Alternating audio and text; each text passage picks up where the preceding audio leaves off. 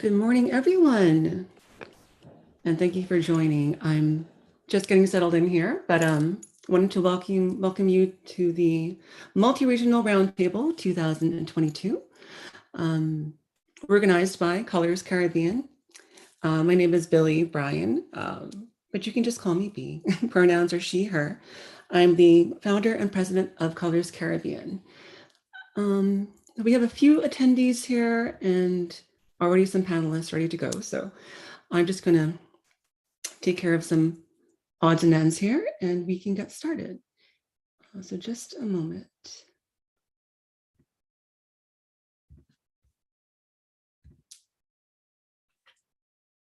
Put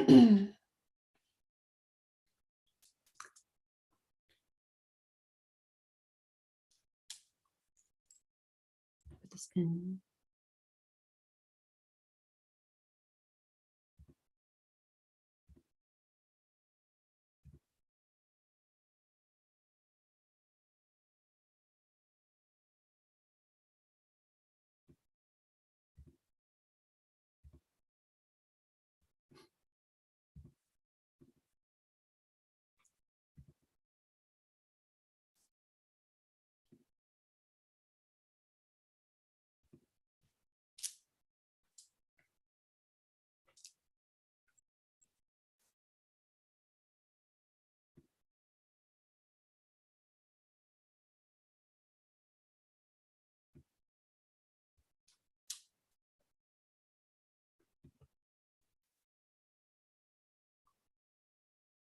All right, we're all set.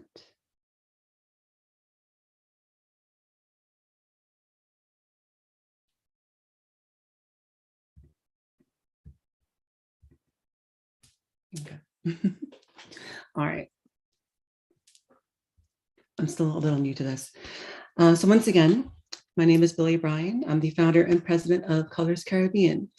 Formerly Colors Cayman, we are the first LGBTQIA+ serving nonprofit organization in the Cayman Islands. We were registered in 2018, but the organization's roots really go back as far as 2015, when I participated in a TEDx event in the Cayman Islands and launched a small campaign, which was the Colors Cayman campaign at the time, to foster a safe and comfortable social environment for the LGBTQIA+ community of the Cayman Islands. But that is, as I've said, since blossomed into a full-fledged nonprofit organization, now serving the Caribbean as a whole and Latin America. We're still fairly young, but we've spent the past few years now working with activist groups and other organizations in this line of work across the region. In fact, internationally, in the US as well as the UK.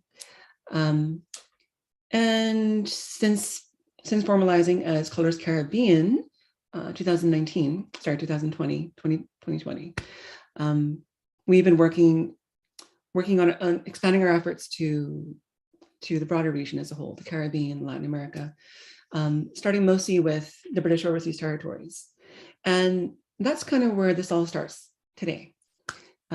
February being LGBT+ History Month, at least the UK version, has been going for something like a decade and a half now. I forget which year it officially started, but the Cayman Islands being a British Overseas Territory and all the other territories that we're now working to serve and work alongside with. We wanted to focus on the UK government and UK's history as a whole and the impact it's had on not just the Cayman Islands, but the Caribbean and all the British colonies that have been impacted by British colonial law for literally centuries now. We still feel the effects of that to this day. So you'll be hearing from a broad range of activists, of lawyers, and students, a lot of different people who have a stake in this line of work, and who've been fighting long and hard now, some of them for decades, to bring equality to our people, to our LGBTQIA plus people, our queer community across the globe, not just in the UK, not just in the Caribbean, but everything in between. So you'll be hearing from the likes of Stephen Dowdy, who is the Shadow Minister now, I forgot to Shadow Minister for Foreign, Commonwealth, and Development Affairs. We're starting our first panel is with Stephen Dowdy and our own Leonardo Razovich. I'll be sitting in on that as well, but they'll be talking mostly about where we are right now when it comes to equal rights for our community and what the UK government is, what role it has to play in that. And specifically a conference that's coming up in June, which they'll tell you more about in 20 minutes time. After which we will be speaking with Nancy Kelly from Stonewall and Peter Tatchell from Peter Tatchell Foundation. Stonewall and Peter Tatchell Foundation, I probably don't have to tell you, are two of the biggest names in this line of work in the UK. And they've been around for quite a while and have been responsible, they've been largely responsible for a lot of progress in this area and have been extremely helpful to our marginalized people. So it's fantastic to be hearing from them. And I want to hear what kind of challenges they've come up against and how their work really should be how do I say this now?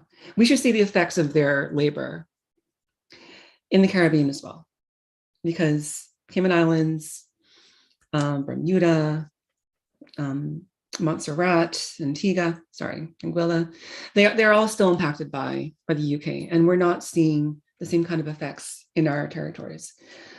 So after which we'll be talking to, let me pull up the program again now, Jason Jones and Maurice Tomlinson, two Caribbean activists from Trinidad and Tobago and Jamaica, respectively.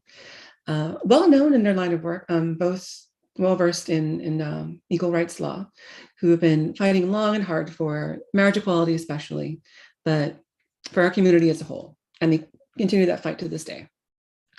I've just got word that Maurice might not be able to join us, which is highly unfortunate, but we'll keep the event going regardless. So after that panel, we finish off with one focused on the youth. We'll be hearing from our own Colors Youth Program coordinator, Yoli Obi, but we'll also be hearing from the LGBTQ+ Society at University of Oxford, as well as the University of Edinburgh Staff Pride Network. And they'll be talking a lot about, well, how the UK government and its negligence is impacting our youth, not just in the UK, but in the Caribbean as well, because again, there are a lot of effects that spill over into our region. So with that, I think you're properly introduced. But to those of you just joining, again, my name is Billie Bryan. I'm the founder and president of Colors Caribbean. Technically, we've been around for about 1.5 years now, but our work goes as far back as 2015, being the first legally registered nonprofit in the Cayman Islands, serving the LGBTQIA+ community. My pronouns are she, her, and I'm going to probably switch over to our slides for a little bit, for 15 minutes, because our next panel, our first panel, starts at 2:30 in the UK, 9:30 in the Cayman Islands, or if you're in Trinidad and Tobago, 10:30. So I want to thank you all again for being here. You'll be hearing from me again very soon, in about 15 minutes. We have our own Dr. Leonardo Razovich joining us right now, but we'll be officially starting the panel at 10:30. It's I think I have a good connection, right? Can you hear me well? I can hear you well, loud and clear. Excellent. Mm-hmm. How was your trip? It was good, actually. Good. All right. Well, we're live. We're on Zoom, of course, but we're also on YouTube. I've just put out the YouTube link if you'd rather engage with us by YouTube, or if you want to watch later, if you need to drop out for whatever reason. The video is live, and perhaps I can put that link in the chat just so people can bookmark that if they need it. So I will do that right now. So if you'd rather tune in on YouTube, you'll find the link in the chat now. Everything okay there, Leo?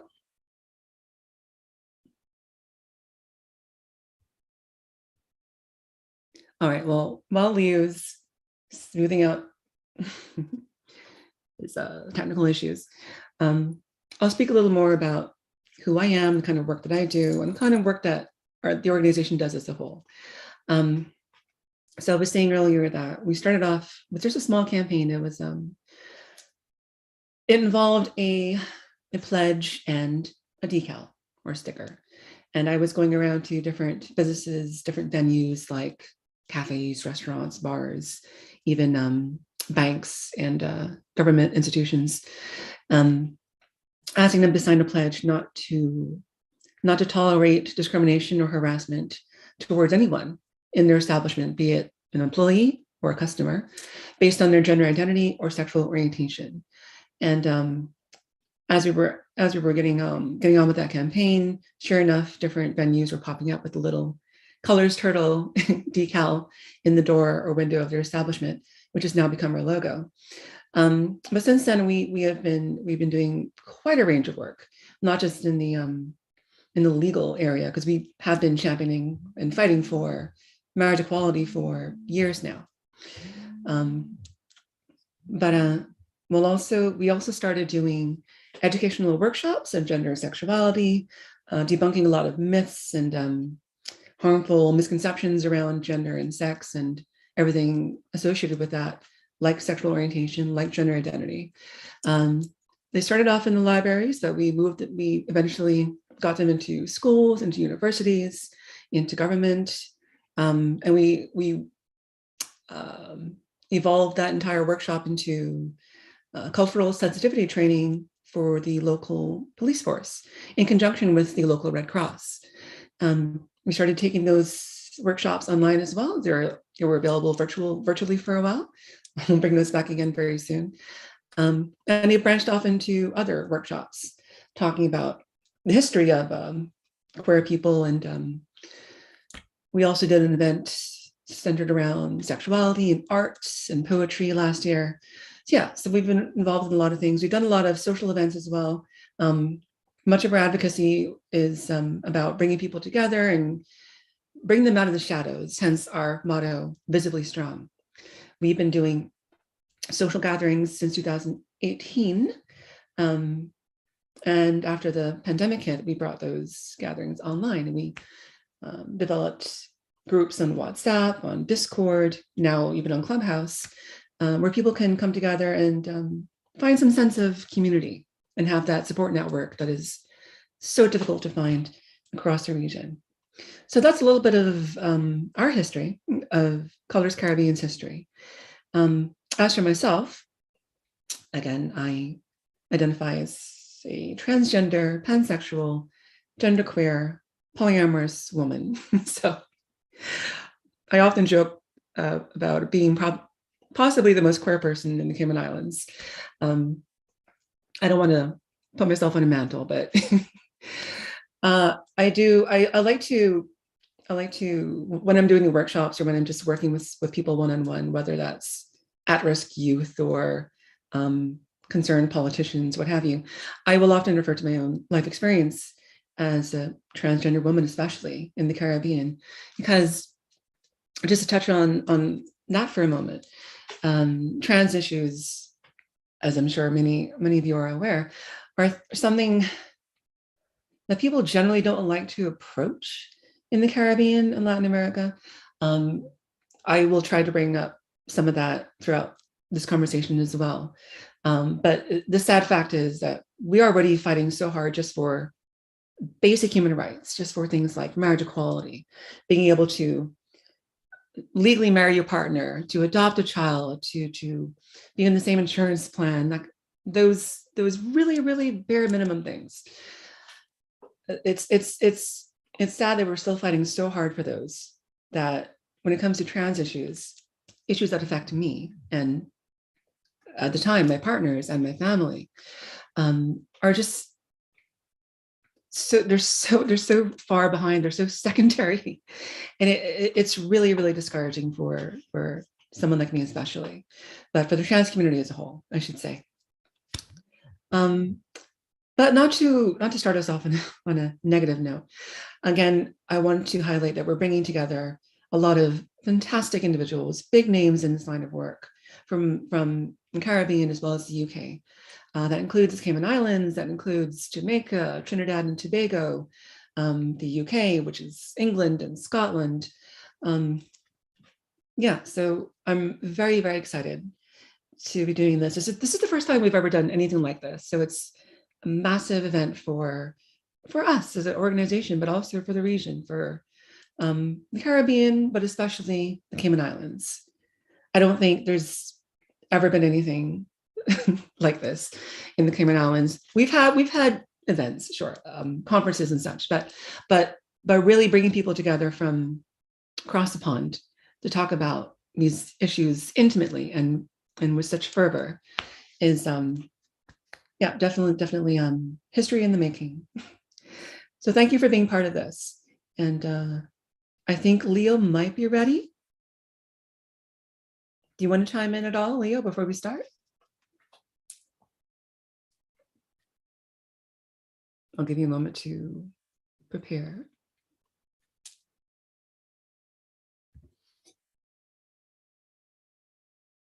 I was going to, all right. I'll take about a 10-minute break so Leo can get started, and we have our first panelist showing up. So until then, just hang tight. Thank you for being here, and I will speak with you again shortly.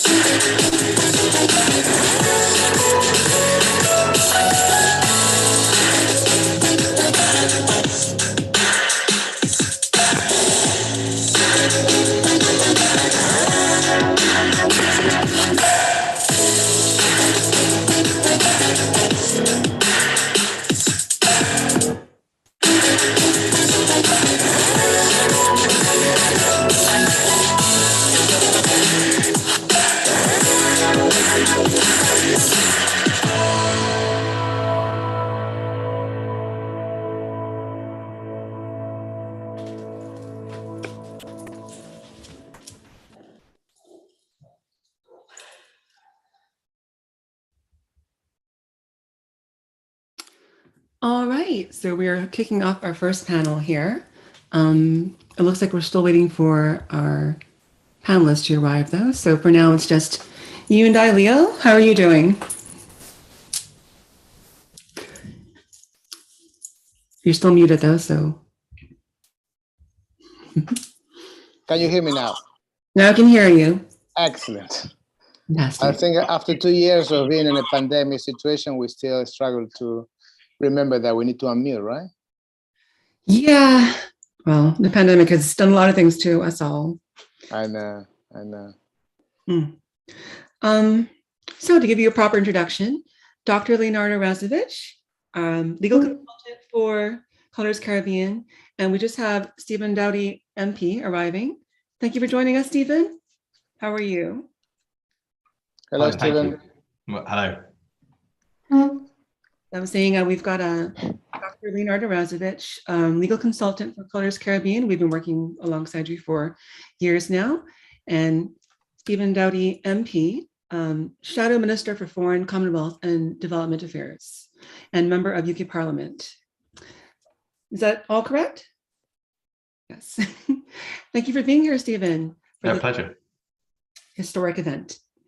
And happy LGBT plus History Month to you. And to you too. All right, so we have about just a half hour for this first panel. And I really wanted to talk to you as well as Leo about especially the upcoming conference, the Safe to Be Me conference.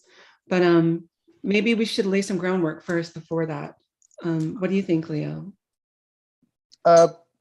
Yes, I mean, I think it's good to have Stephen here. An MP has been working very hard in the area of LGBT rights in general, and particularly with us in the Caribbean. We have, Stephen, a clear political decision of the Parliament to provide with equality to all territories under the watch of the United Kingdom, right?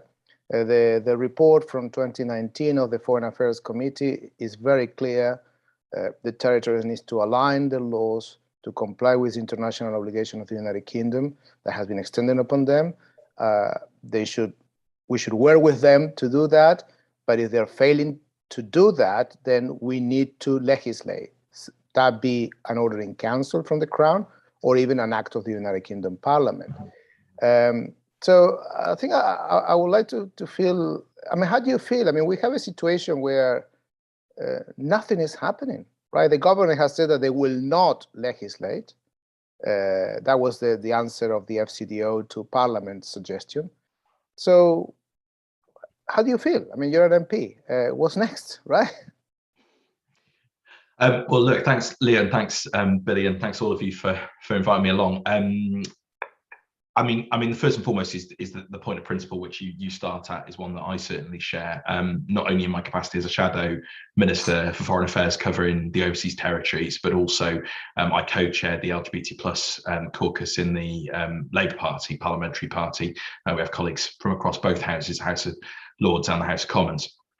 And certainly my view is that as we have fought for legal equality across the United Kingdom, and you'll be aware of the complex situation in Northern Ireland that we've dealt with over recent years, that equally applies to our whole British family, our UK overseas family globally, and of course particularly territories in the Caribbean. And it was good to work with you, Leo, and others, particularly around the issue relating to Caymans. I think there's a couple of things. I mean, in terms of the conference coming up, I think there is a great degree of concern actually out there in the LGBT plus community in the UK and globally about what this conference will achieve. And indeed, there are a number of organisations I know who are considering not even taking part because of concerns about UK domestic policies. But regardless of the sort of the rows around the conference itself, I think it does provide a crucial opportunity to highlight where there are some huge inconsistencies, not only in kind of UK foreign trade and political policies with a whole range of countries, but also particularly in relation to the UK family. I think, as you say, there was a 2019 report. We have clear obligations under the ECHR. We have stepped in terms of the Order in Council in relation to Cayman, but obviously we've got these cases at the moment, and you're far more familiar with the legal detail of these, Leo, but the cases before the Privy Council at the moment. And since our last discussions, I've been discussing with my colleagues David Lammy and with Emily Thornberry, our Shadow Attorney General, to try and understand fully what is going on there, and is there any kind of blockage or problem, and where the drive to legal equality could be frustrated through either delays or other interference in judicial processes. So, in terms of the point of principle, I absolutely agree. We should have one set of principles of legal equality across the whole UK family. You will be aware that there are obviously sensitivities, the constitutional relationship between the UK and the OTs, but I think on matters such as this, it's very clear to me about what we should be doing. And I would end by just sort of referring back to that example I gave of Northern Ireland. That there was controversy, even though the Northern Ireland Assembly had voted for equality and for on the issues of marriage and partnerships. And then, it was caught up in the particular politics of Northern Ireland. In the end, the UK Parliament did legislate and did put that through. And it's not something I support devolution. I support autonomy. I support decisions being taken as close as possible. But when there are fundamental conflicts with the principles that we stand for, in the end, we have to be willing to step in. And that was what we did in that example, and it's what I believe, if necessary, should happen in relation to the OTs. But I hope that's helpful just to start the conversation. It is actually, because it's very important to hear from such a prominent MP that is a clear position that needs to be taken. I think now Colourful Caribbean has never advocated, and I think it will be very unlikely that we have the support of people such as you or Stonewalls or other organizations that have worked with us. We never advocated for colonialism, for intervention. No. We always advocated for compliance with international obligations. It's so basic, right? You look Turks and Caicos now. The government of Turks and Caicos, the Attorney General of Turks and Caicos, Rondalee Braithwaite Knowles, had actually written a letter to a lawyer that had inquiry about a same-sex couple from the United States settling in Turks and Caicos, saying that is impossible. That is insane, because it's a breach of the constitution of Turks and Caicos.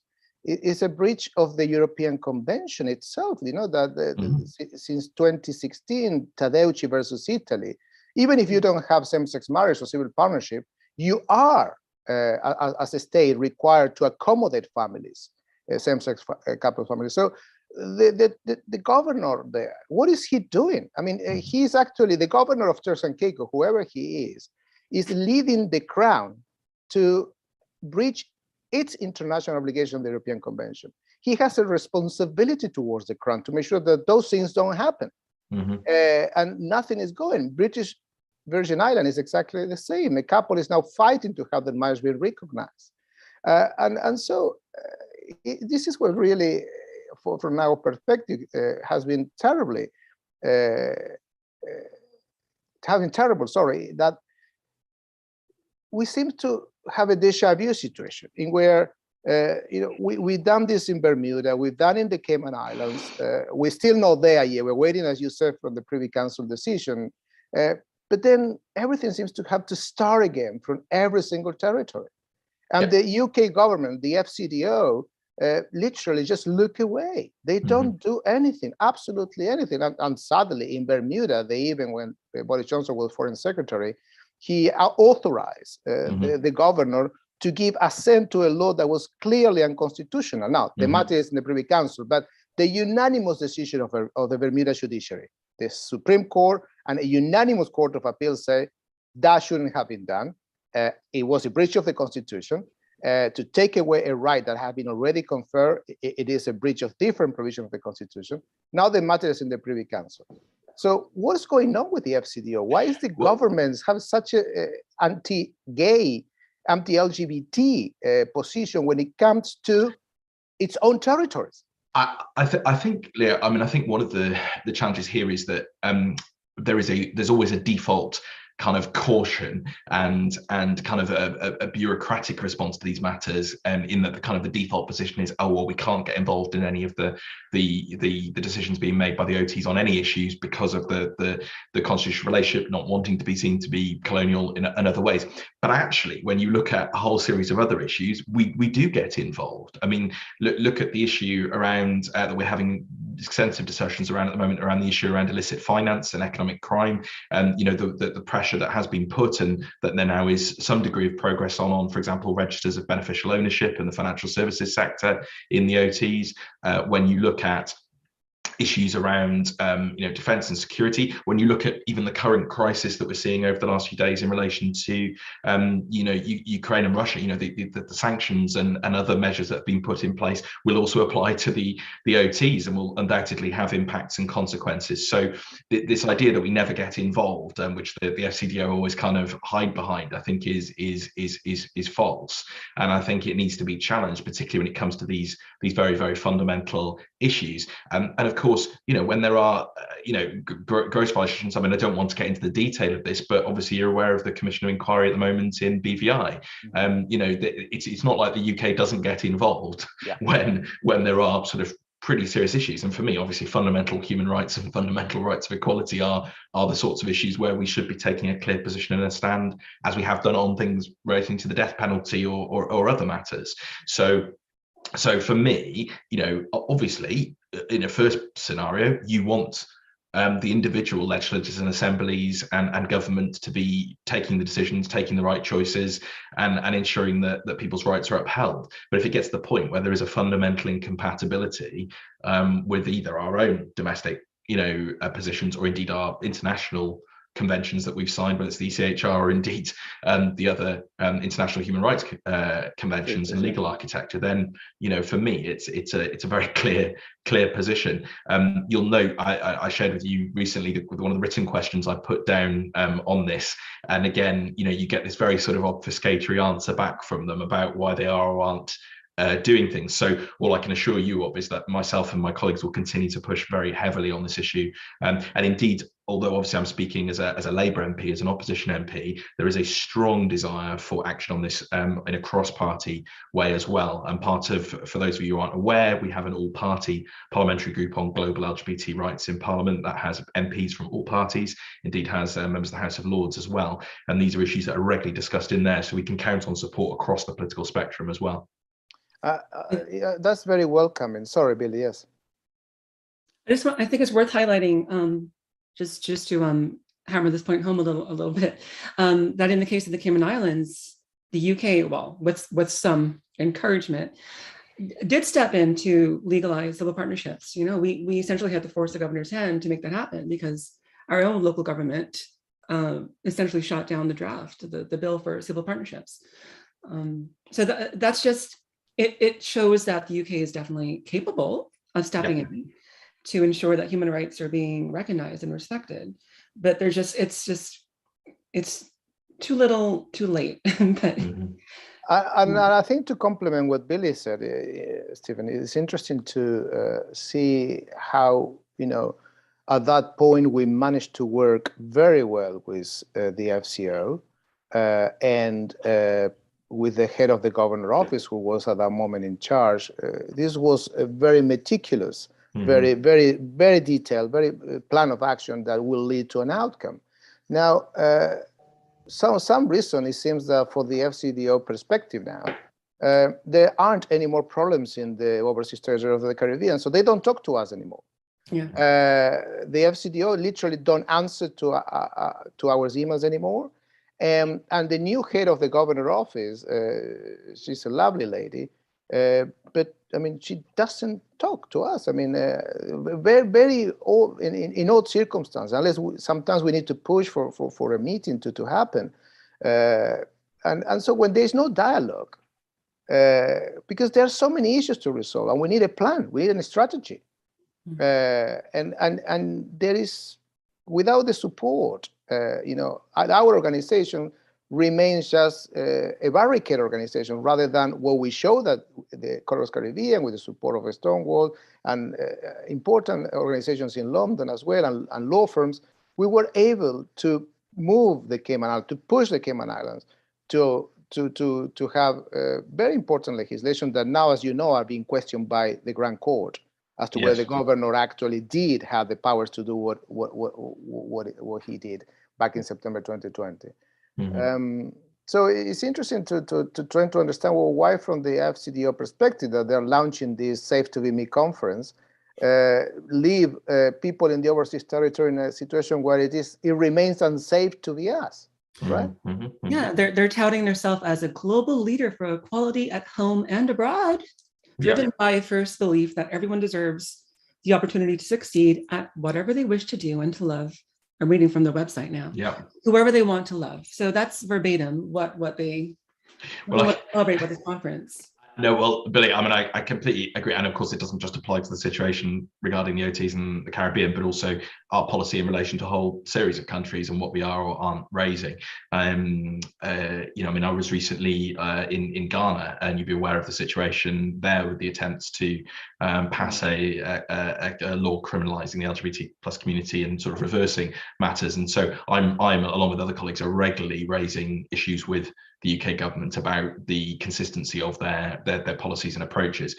In terms of the conference itself, the two figures who are most involved with it are Lord Nick Herbert, former Conservative minister, but also a member of the LGBT plus global rights group, and also Mike Freer, the minister.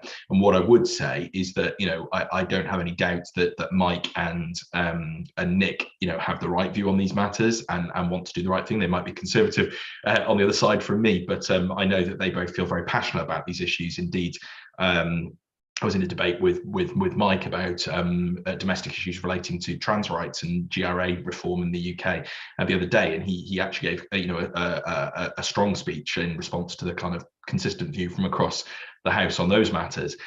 But it's whether they can get the rest of the government to come in line with that. And look, as I said, away from the controversies around the conference itself, it is a key opportunity to hold their feet to the fire and say, are they actually walking the walk as well as talking the talk? Because it's very easy to have a website and a conference and say lots of things, but actually we're interested in the practical implications for people living, whether that's in the OTs or anywhere else in the world that we have relations with. So certainly, you have my commitment to continue to work with colleagues to press on these issues, both privately and publicly. I've been raising them. I'll continue to raise them. And I'm certainly hoping to have some direct conversations with Mike and Nick in the weeks to come, particularly in the run up to the conference. Thank you, Stu. Now that's it's great to hear that is the plan ahead. And I think in the last few minutes that we're left from this panel, so we just let you go and really appreciate your time.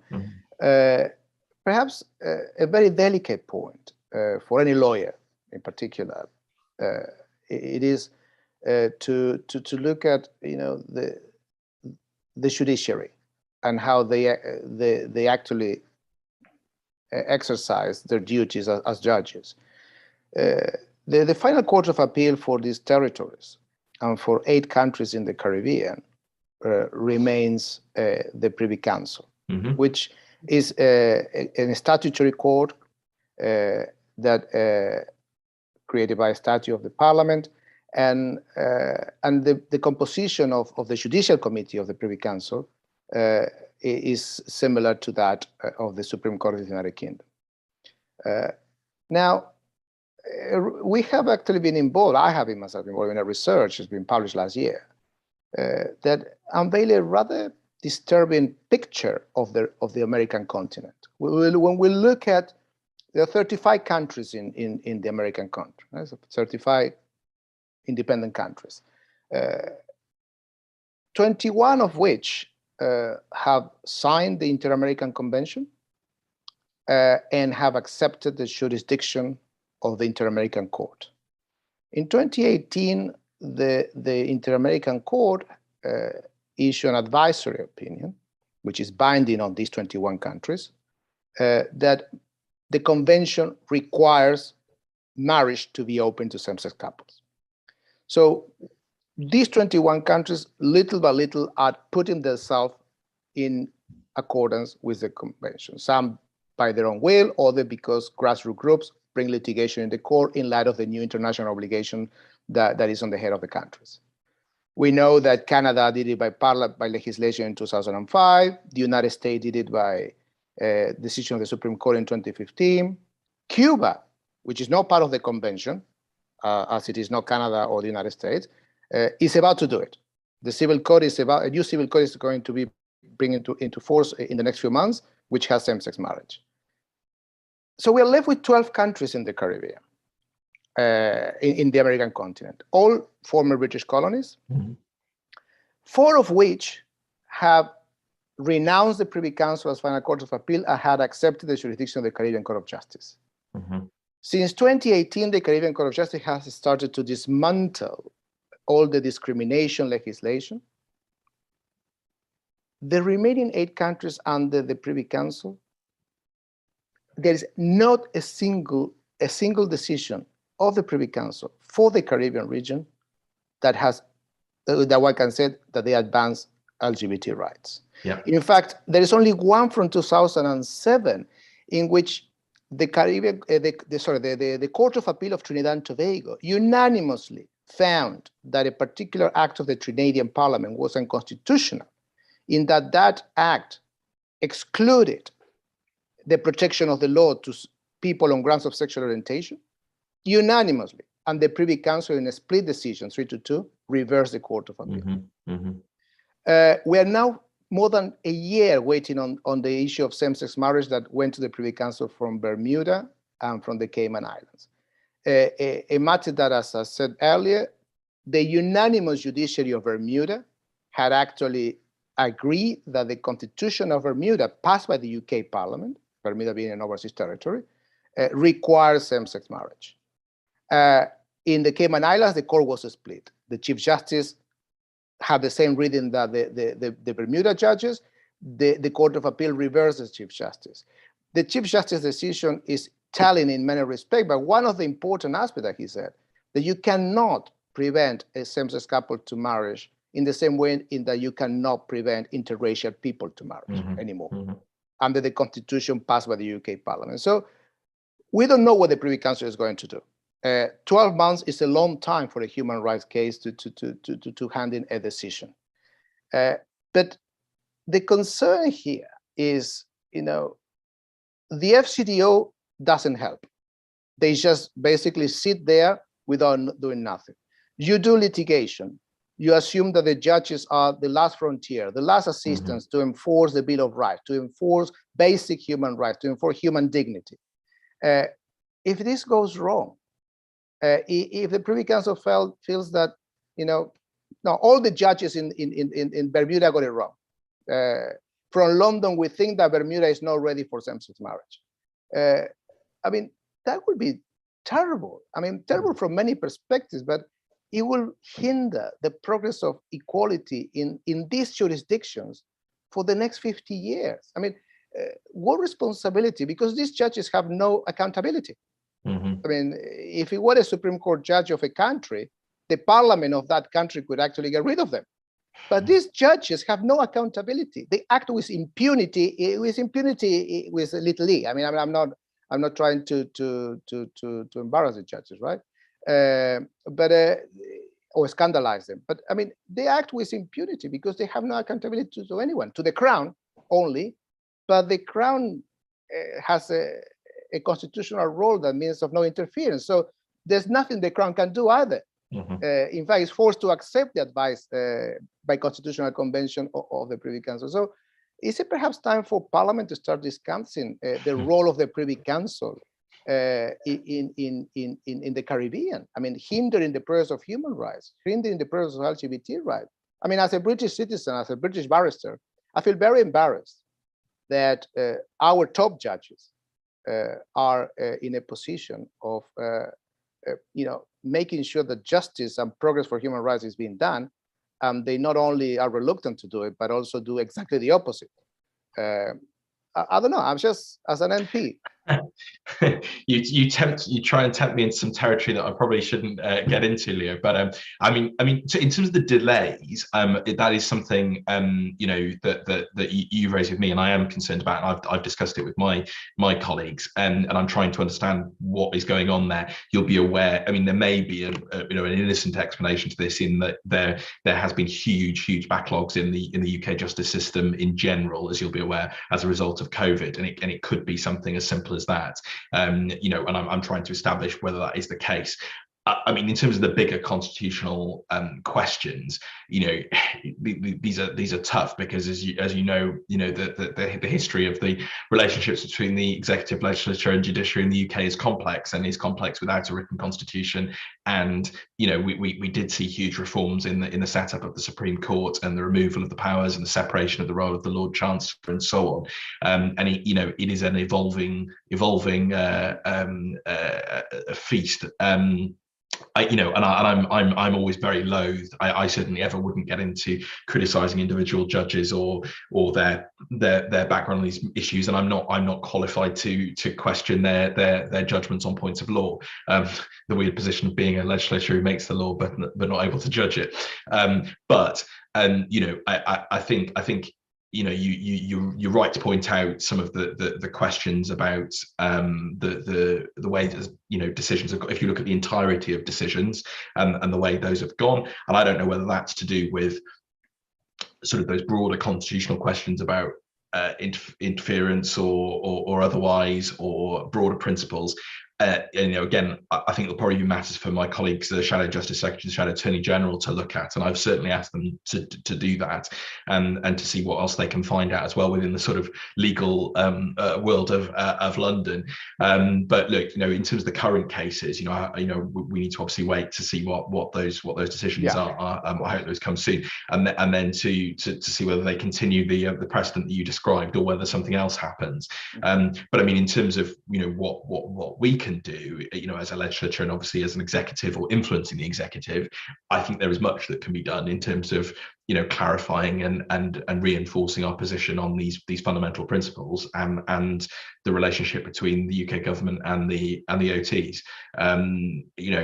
As I said, this is pretty fundamental stuff. It's about basic human rights, about basic dignity, and it's about commitments that we've signed up to. And my view is that whilst there is a huge degree of autonomy, rightly so, with the OTs being part of the British family, also comes with obligations as well. And I think that's where I would start out on this.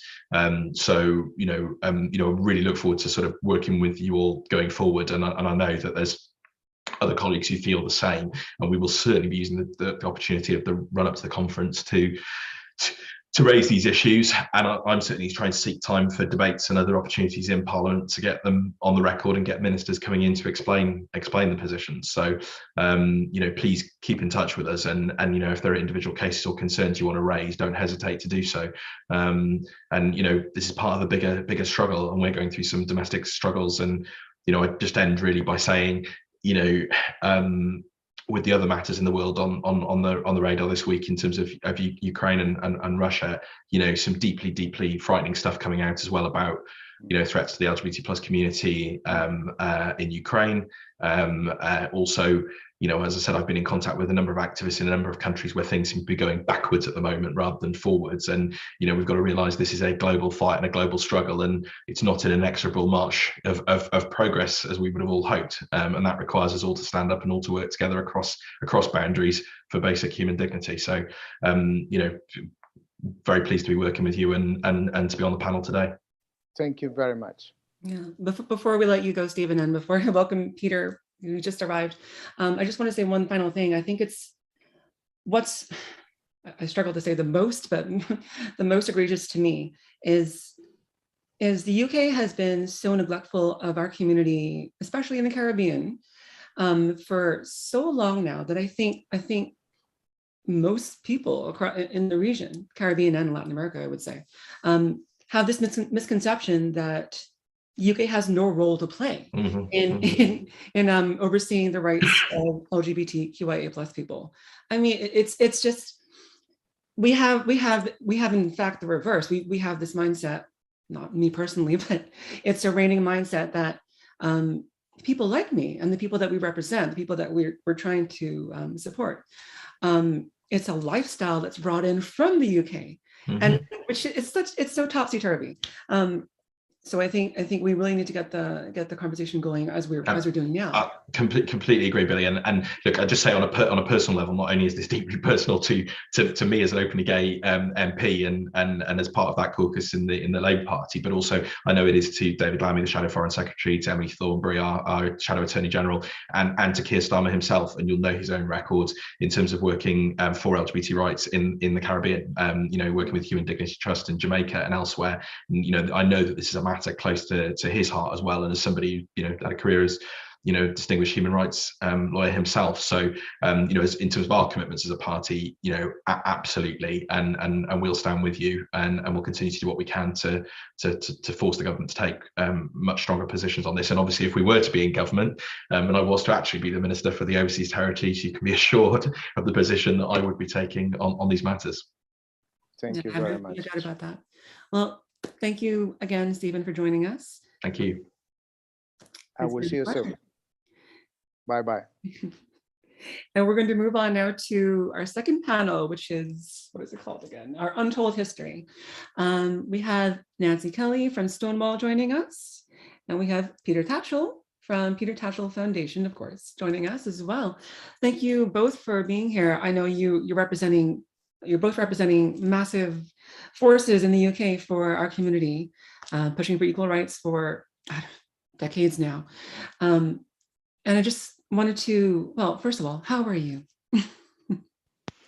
I'm great, thanks, Billie. And it's an incredible privilege to be here. And I'm really interested to build on that previous discussion. There was a lot of really kind of challenging, but also I think some opportunities to build on the conversation that you were all just having. Yeah, there's a lot. How about yourself, Peter? I think you're still muted though. Thank you so much. I've just come back from the huge Ukraine solidarity rally in central London today.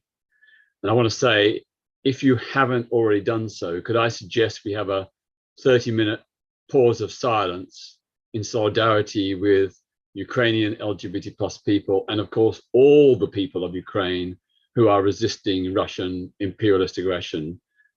Is that something you've already done, or would it something you minded to do right now? No, I was kind of going back and forth on whether or not we should, but 30 seconds, we can spare that at least. Absolutely. So let's do so.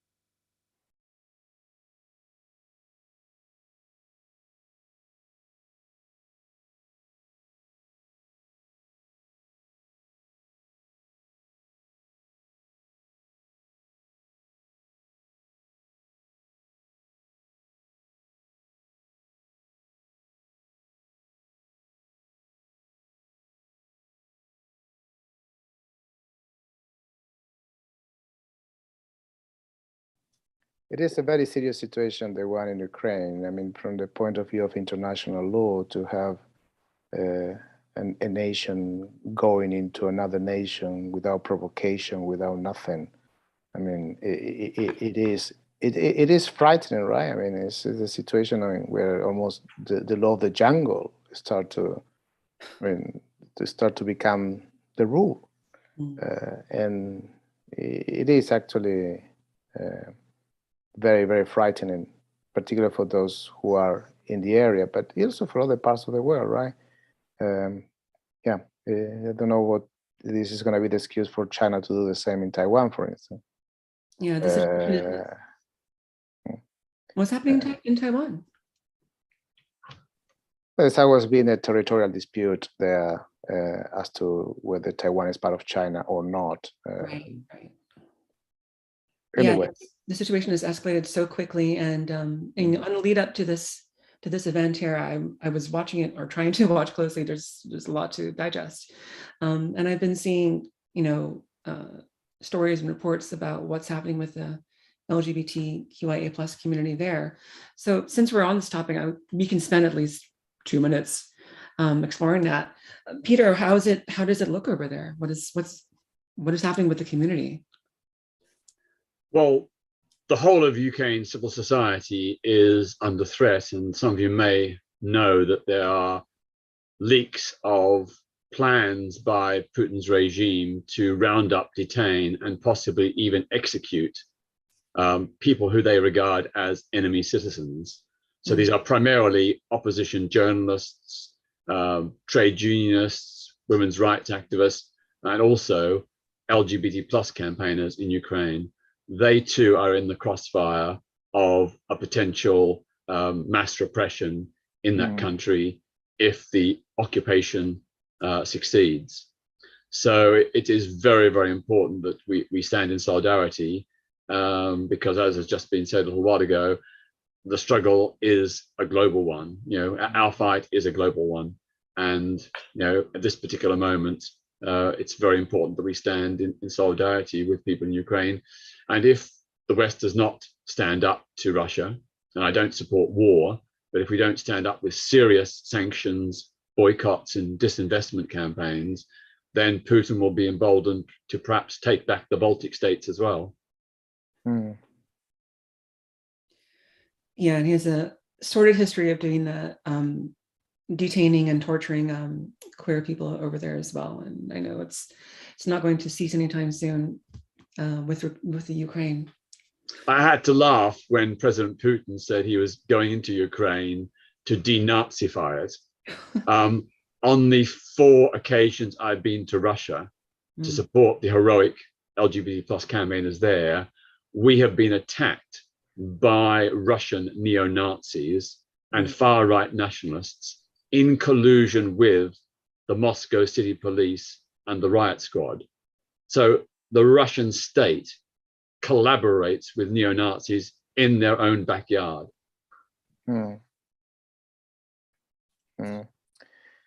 It is, yeah, it's a struggle, and it is a situation from where there's not much we can do other than keep putting pressure on the government and try to force them to sit down to negotiate an exit out of this conflict that they seem to have created themselves in any event.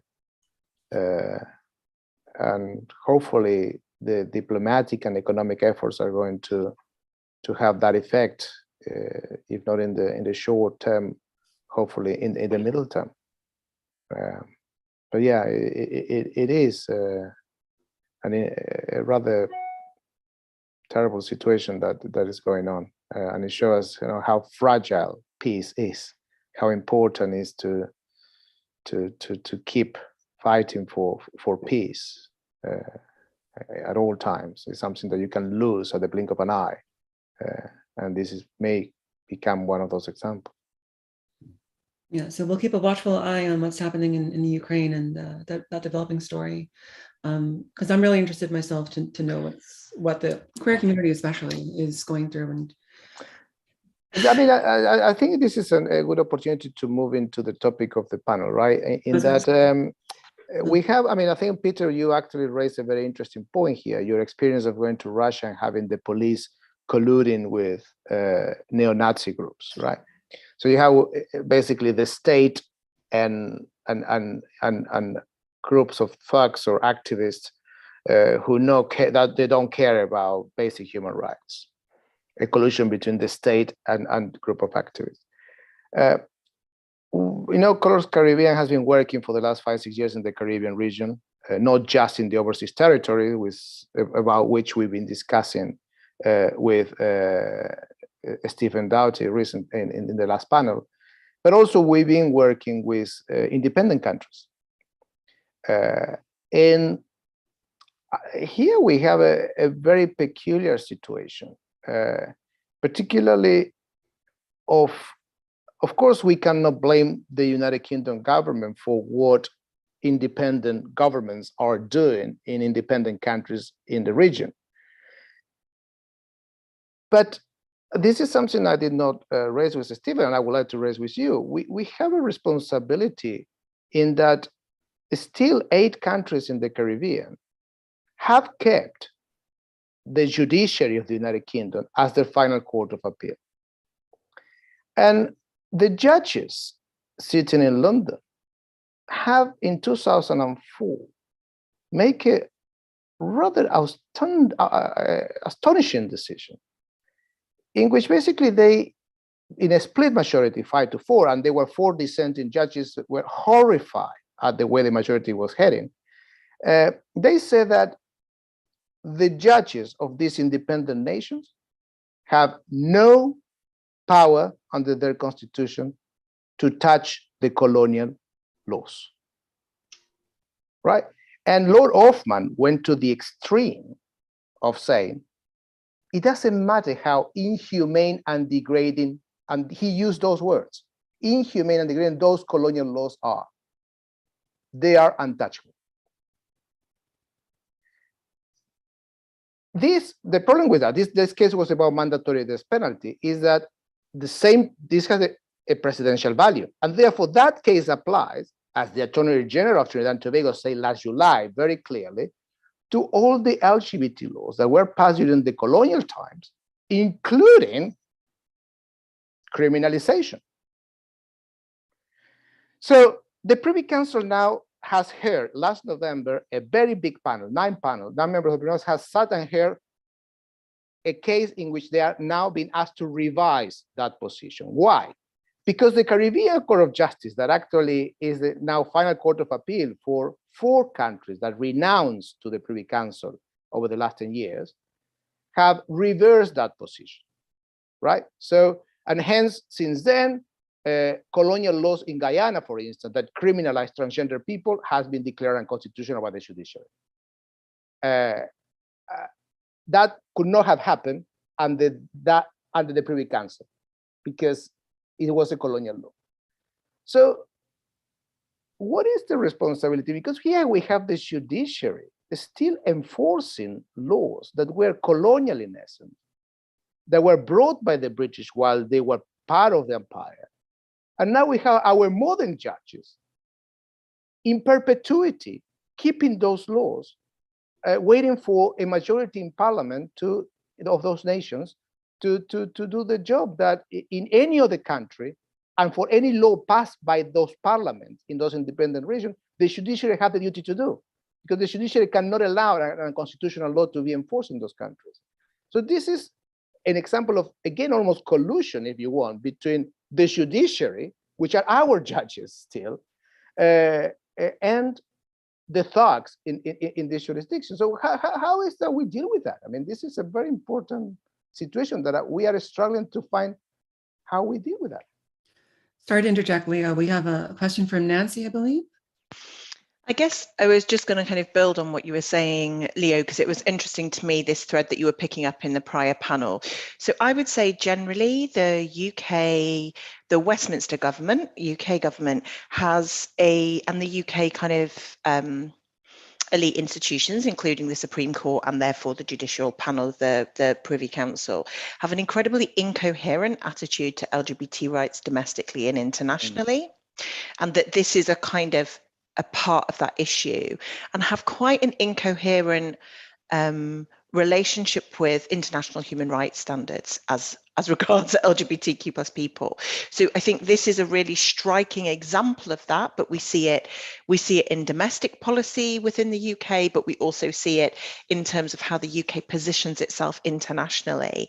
And I would say in terms of the Supreme Court, we've got what I would describe as a small c conservative court at the minute, so not necessarily conservative politically, but unlikely to make judgments oriented towards change in relation to LGBTQ plus rights, which also militates in favour of this very kind of ahistorical and kind of politically and in human rights terms incoherent set of decisions that you're pointing to. And if I could maybe suggest a potential piece of work that might be helpful, almost the only thing that the UK government around LGBT rights is sensitive to at the moment is being embarrassed. I think linking back to the conversation you were starting to have in the previous panel about the Safe to Be Me conference, I don't know if the conversation has already happened about having structured panels within that space that are for the overseas territories to talk about the position, or indeed are for overseas territories plus Caribbean countries still affected by colonial era laws, to come together. But actually, I think that that would be quite beneficial in terms of creating a space in which it's possible to force senior UK representatives to really look at that incoherence in a way that might make them change direction, at least marginally. And that sort of mood music then will feed through into settings like the Supreme Court and the Privy Council. Nancy, we will be delighted to it, but we haven't been invited to it. Well, so barely anyone has, but I can probably work with you to Fantastic. to kind of try and promote. But I think it will be a fantastic thing to do. And even if we can't get the UK government to put it in part of their official programming, there, as far as I can tell, is a civil society, going to be some kind of civil society or self-organizing space. And we would be delighted to work with you and with partners, because they are enormously sensitive about being embarrassed at the conference. And I'm a deep pragmatist, right? It's a good moment to bring these issues to the fore in a way that might be productive. Thank you.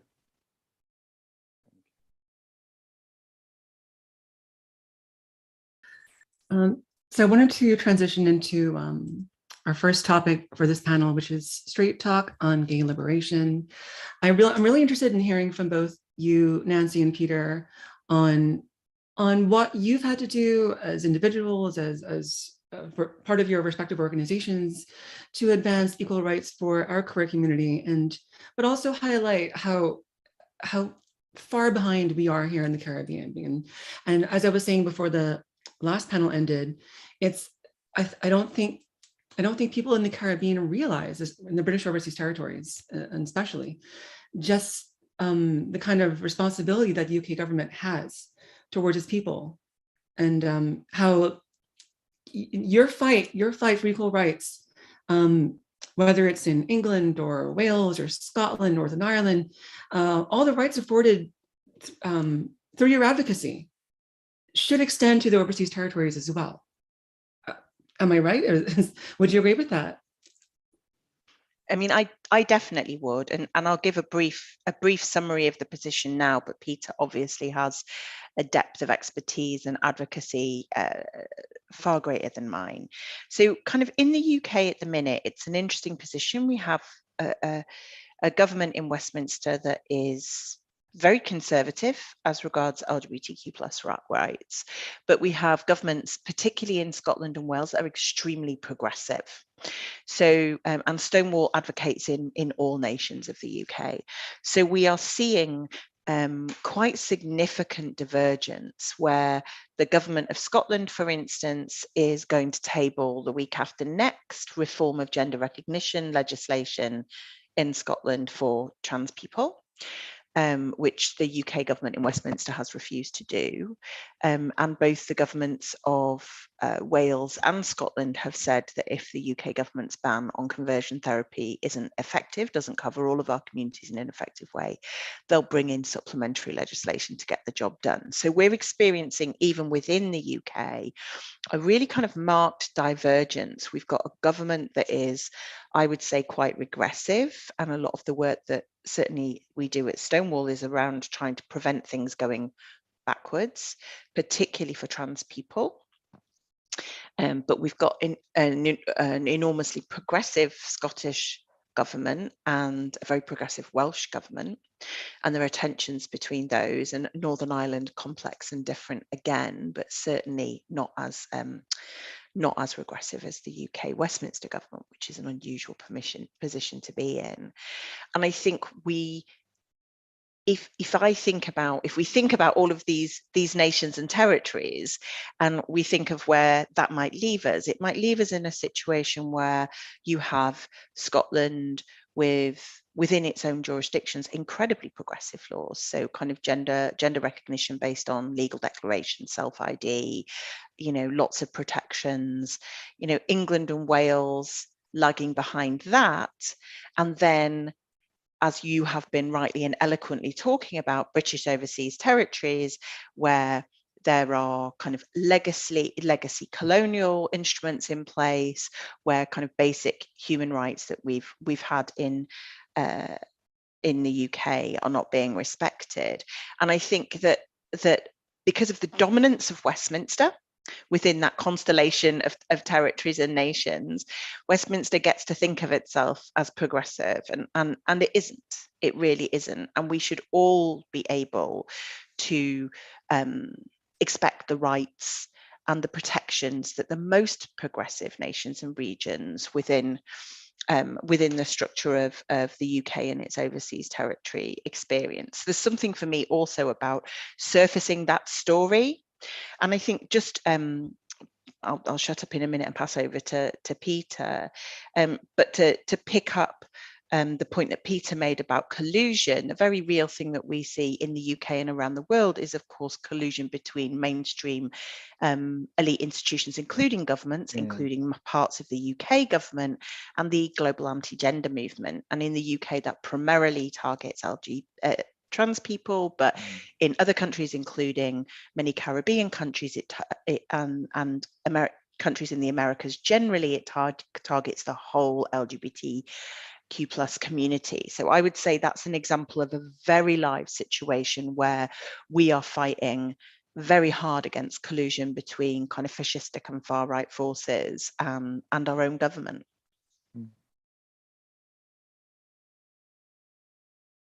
Can I just add that I concur with what Nancy has said, but just add as a caveat to begin with, of course, there's no one-size-fits-all strategy to win LGBT+ rights. Every community in every country must operate in accordance with its own history, traditions, culture, and where they are now, as opposed to where other countries might be. I think it's a very useful reminder that here in Britain, it took 50 years to repeal all the anti-LGBT laws in this country. 50 years. A lot of people think that homosexuality was legalized in 1967. In fact, that was only a very partial, limited decriminalization, and most aspects of gay male life remained criminalized.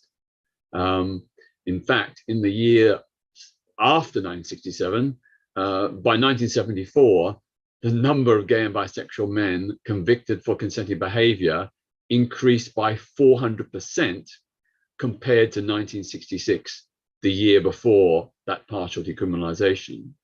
And in 1989, off the back of the AIDS panic and hysteria, which was depicted as, quote, the gay plague, plus the conservative government's family values campaign, its Victorian values campaign, and of course, Section 28, in 1989, all those years, 22 years after the 1967 reform, the number of gay and bisexual men convicted for the consenting offence of so-called gross indecency, the law that sent Oscar Wilde to prison in 1895 and resulted in Alan Turing being castrated in 1952, the number convicted under that law was almost as great as in 1954-55, when male homosexuality was totally illegal and the country was gripped by McCarthyite-style anti-gay witch hunt. So the full decriminalization of homosexuality only happened in Wales in 2003. It's only since then that we have a criminal code that does not discriminate on the basis of sexual orientation. And that full decriminalization did not happen in the north of Ireland until 2008, 2009, and not in Scotland until 2013. So we're sort of very proud of our achievements, but they're actually, some of them, quite recent. So you may think you're far, far, far behind in terms of legislation and decriminalization, but you're not that far behind. And it's taken us a long, hard battle, and it's required both a combination of protest, particularly spearheaded by groups like the LGBT plus organization Outrage in the 1990s, but also insider lobbying by groups like Stonewall. So we've always seen it as sort of a good cop, bad cop. Stonewall were the suffragists, the ones who campaigned for women's rights from within the system and lobbied government. And Outrage were like the suffragettes, doing direct action protest and shaking up the establishment. But I think you need both. And of course, whether an Outrage style campaign would work in Caribbean countries and overseas territories, I think only you know and can decide. That has to be your call. But certainly we found it very useful because it did help raise awareness about the scale of homophobic, biphobic, and transphobic discrimination. So in the early 1990s, Stonewall was lobbying great, but getting nowhere. The government would not listen. They wouldn't table or accept parliamentary debates. They were stonewalling. So Outrage did direct action. We did spectacular, visual, often quite daring, audacious, often very funny, witty protests that got a lot of media coverage. And because that media coverage, it raised public awareness about the scale of discrimination.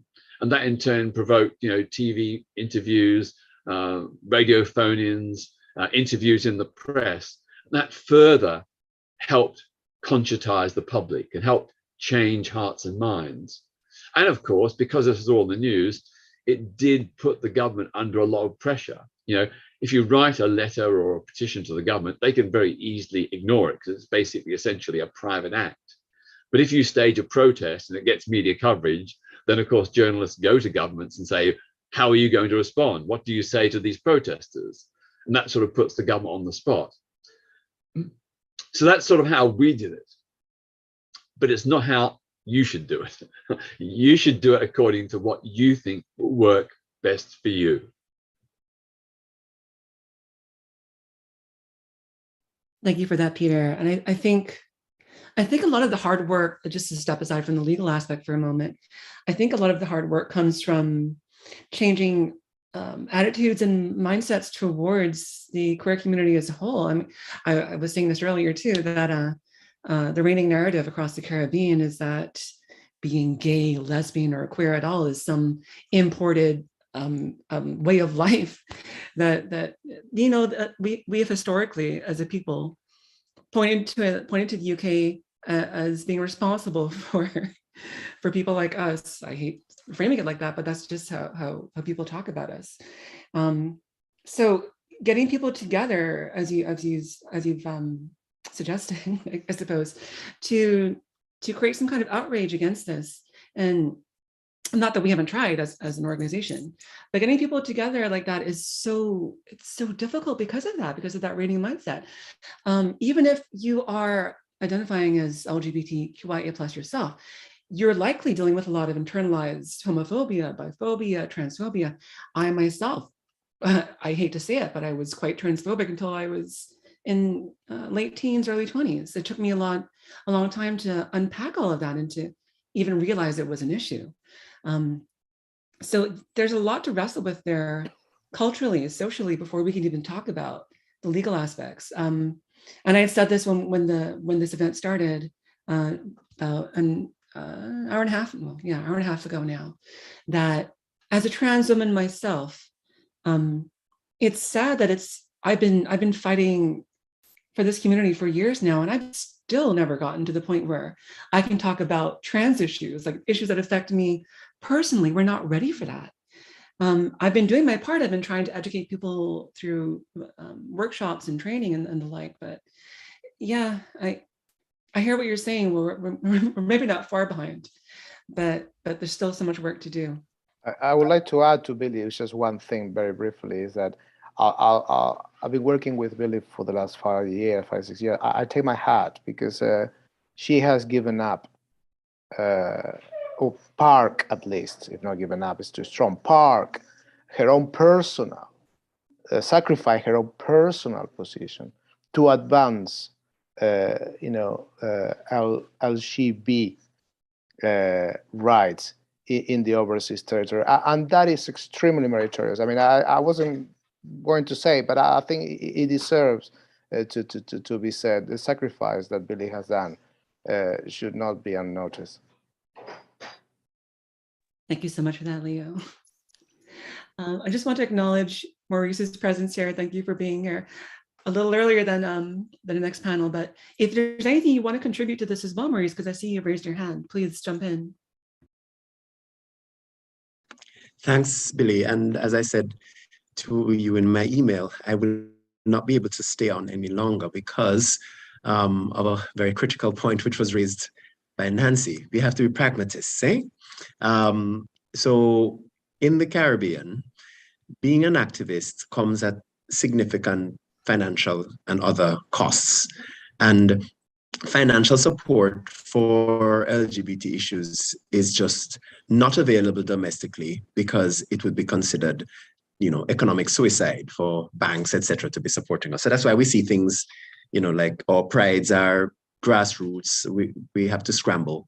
And this is why it is one of the reasons it's taking so long. Like I have to work. I have cases that I'm bringing before the courts. The funding is very hard to come by. And I have to finance my cases sometimes out of my own pocket. I have a case going to the Privy Council that I have to finance myself. We just don't get local support. And international support generally is tied to, well, you have to be a large organization, you have to be an established NGO. The truth is, getting people to sign up to be a part of these organizations so you can be publicly listed in the company filings is not easy because that's exposure. So, I'm doing this work, people know I'm doing this work, but nobody wants to donate to me to do this work individually. They wanted to go to a organization. Well, trust me, I have tried. So I have to work today, and I'm only here on my break joining in because I think it's a critical conversation. So I won't be able to stay. Another point I want to make is that there is the size, the literal size of the region makes it difficult to organize. It's not just, as Billie identified, the layers of homophobia, both internal and external. You're talking about microstates. And in some cases, I try to explain to people, think of the smallest town you know, then surrounded by a moat, and fill that moat with sharks. Hey, this is the Caribbean. These are some of the territories. They're really tiny. And so to stick your head up will have significant implications for you, both your family.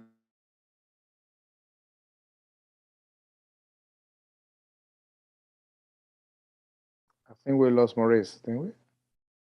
I'm hoping it doesn't exist, right? This is it.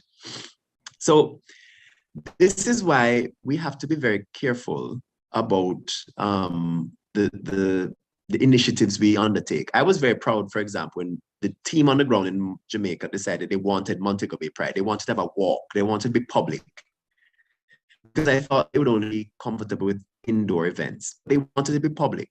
But they knew what this would mean. People lost their jobs. When they went home, their families met them with guns and forced them out of their communities, their families. But they were willing to take the sacrifice because they were so pushed to the limit. So it's more nuanced, and I'm really glad you said this, Peter, that every situation has to be, every liberation struggle has to be flavored by the uniqueness of each locality. We are struggling with financing. We're struggling with visibility because of the implication. But we know visibility is critical because visibility is liberty. But we can't do it as safely as you can. So the question then is, how can the international community help us in the Caribbean? And that's a conversation that I wish I had the time to be a part of. But in sum, what I like to say is solidarity doesn't have to mean salvation. I repeat, solidarity does not have to look like salvation. You can provide support by simply reaching out to the people on the ground, asking how to help in, as Nancy says, pragmatic ways, right? in one way that I think of that is very critical for me is you don't need to find an organization to fund. You can find people doing work, you can do due diligence on those individuals, and you can support their efforts, right? And in terms of the Pride events, they are wonderful micro events that are really important for the community. And the final thing I'd like to say is I don't support boycotts at this time, because I think you are the only LGBT ally or LGBT person that many of our people on the ground get to see. And so you can be an extension of the LGBT movement when you come. So use your influence and your privilege when you come. It may seem counterintuitive, like, well, I'm supporting a homophobic government, but the reality is this is the only place that many LGBT people can find employment. We can't jump in a car and drive to London. We can't leave. Visas are hard to come by. You know, as much as we are ex-colonies, we cannot get visas to come to the United Kingdom. It's not easy. So you need to bring yourself, bring your influence, bring your privilege when you can. And if you can't, send it. Send your influence, send your privilege. And, you know, think about the people on the ground and the work they're doing, and dialogue with them before you make a decision how you're going to speak about this issue. Thank you all for this incredible work. Billie, kudos. I echo what Leo has said. I can only imagine the sacrifices. I've had to make some of them myself. But, you know, kudos for what you're doing in the British Overseas Territories and by extension the region. Wish you all an excellent, excellent conference. Thank you, Maurice, and kudos to you as well. And I'm so glad you were able to join us, you know, in spite of everything that you're dealing with over there. So we wish you well. Thank you for popping in and keep up the hard work. All right, with that, I'll jump back in. Nancy, you were saying you had your hand raised, so go ahead. Yeah, I wanted to say a couple of things, but actually I'm going to pick up on the really important words that were just spoken briefly. So I guess one thing that I would start by saying is that, you know, whether or not the UK government has a kind of coherent approach to the overseas territories and a coherent approach to working in former colonial territories, we at Stonewall do. So I'm really interested in some of the points that were just made. Like, so for instance, it would not be difficult for Stonewall to work with folk on the ground in overseas territories and in the Caribbean to create a legal defence fund that could be distributed in the way that would be described. And we are an organisation that can be donated to and can hold funding and those sorts of things. So I think really there is, for me, it operates at two levels. There is exploring kind of how we can share intelligence, how we can share opportunities at that very kind of macro level, like me saying, let's see if we can get the Safe to Be Me conference to be a vehicle for a conversation that exerts that sort of generalized pressure on the UK government around the position of LGBTQ plus people in overseas territories. But there is also at that more kind of micro or kind of activism level, what is it that we can collectively do as civil society organizations, and how can we collaborate around some of these practical initiatives in a way that supports activists in overseas territories and in the Caribbean to do the work that they need to do. So I'm really, I was just really struck by everything that was just said about kind of what was needed in terms of support. And certainly we would want to really play our part in supporting, and other organizations I'm sure would want to do the same. And the other thing that I would just say, which is more hopeful, I guess, is that one of the things that you see in the UK, and you see it in many, many countries around the world, is that as visibility grows, public attitudes to LGBT people change really quickly. Mm-hmm. So in the UK, I used to work on public attitudes research, and in the UK, the single fastest changing public attitude is attitudes to lesbian and gay sexual relationships. It's transformed over the course of the last 40 years faster than anything else. And so that general population kind of attitude can change quickly.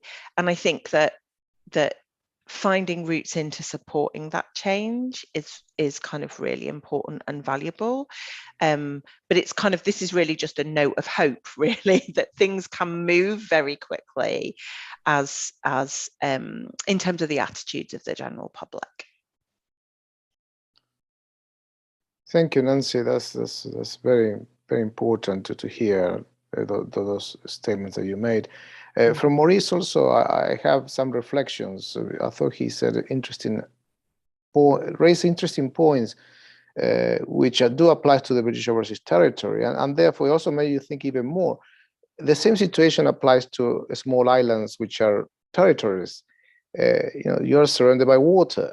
You have no escape. You're forced, and so it's almost cruel, beyond belief, that the UK government wants people to put their neck up there when they do have an international obligation, I'm saying the UK government, to, at the very least, in area where the convention is being breached, to act without the need for anyone to reach out to lawyers, to put the neck out there. Because of what Maurice said, it's so difficult for many people there to do so. And so this is something that I don't understand why the UK government behaved in such a starty way, so cruel, so wicked in relation to these people living in overseas territory. And the other thing that I think is important, I mean, Maurice made an interesting point about how difficult it is to put a case together, right? It may also go hands in hands that the fact that you are acting pro bono, you may not have access necessarily, it doesn't happen necessarily, but to the best legal advice. I would like to share something interesting with the audience that we happen, and again goes back to speak pretty poorly of the British judiciary, particularly the top judges. In the same-sex marriage case that came from the Cayman Islands and that came from Bermuda, there were 3 or 4 third parties interventions, attempts of interventions made to the Privy Council. Basically, organizations, Colourful was one of them, but I know that there were 3 or 4 more from the United States, who wanted to bring legal arguments to help the court to reach the right decision, right? The doors were closed by the court were closed by the court itself. When you look at the same-sex marriage case in the United States Supreme Court, I look at it just for the sake of seeing, well, how many, because I knew that having interventions there. There was something between 80 or 19 third parties intervention in favor of same-sex marriage, and something like 60 or 40 against same-sex marriage. Now, this is not a mathematical issue. It's that you bring to the court arguments, and maybe the lawyers of the party, because of lack of knowledge, because they just don't want, because of a strategy, whatever the reason is, you allow the court to have a more open base to make and arrive at the right decision. And the Privy Council, not a single one, absolutely not a single one. And Leo, this is something we need to work, right? Yeah, Leo, just to jump in on this point in case it's useful, sorry, this is quite technical legal guff now. Our current Supreme Court, and therefore the Privy Council, is extraordinarily restrictive about allowing interventions that haven't come in the lower courts. So what this is just me saying to you, if you are aware of cases running domestically and they might end up at this Privy Council, we would need to intervene in the lower courts. So we would need to intervene with you, and then the Privy Council would let us intervene when it reaches them, or more likely to. And they've really clamped down on it. We've had exactly the same thing domestically, and I completely agree with you. It's a completely inappropriate and ridiculous way to be operating. But it's just to say it's more. If you want positive interveners, the thing for us to do is to intervene in the national courts, and then it's harder for the Privy Council to refuse and intervene. And we would always want to do that. We would always want to intervene in support where we're able to, and then it's harder for the Privy Council to rule us out when it goes up. Thank you.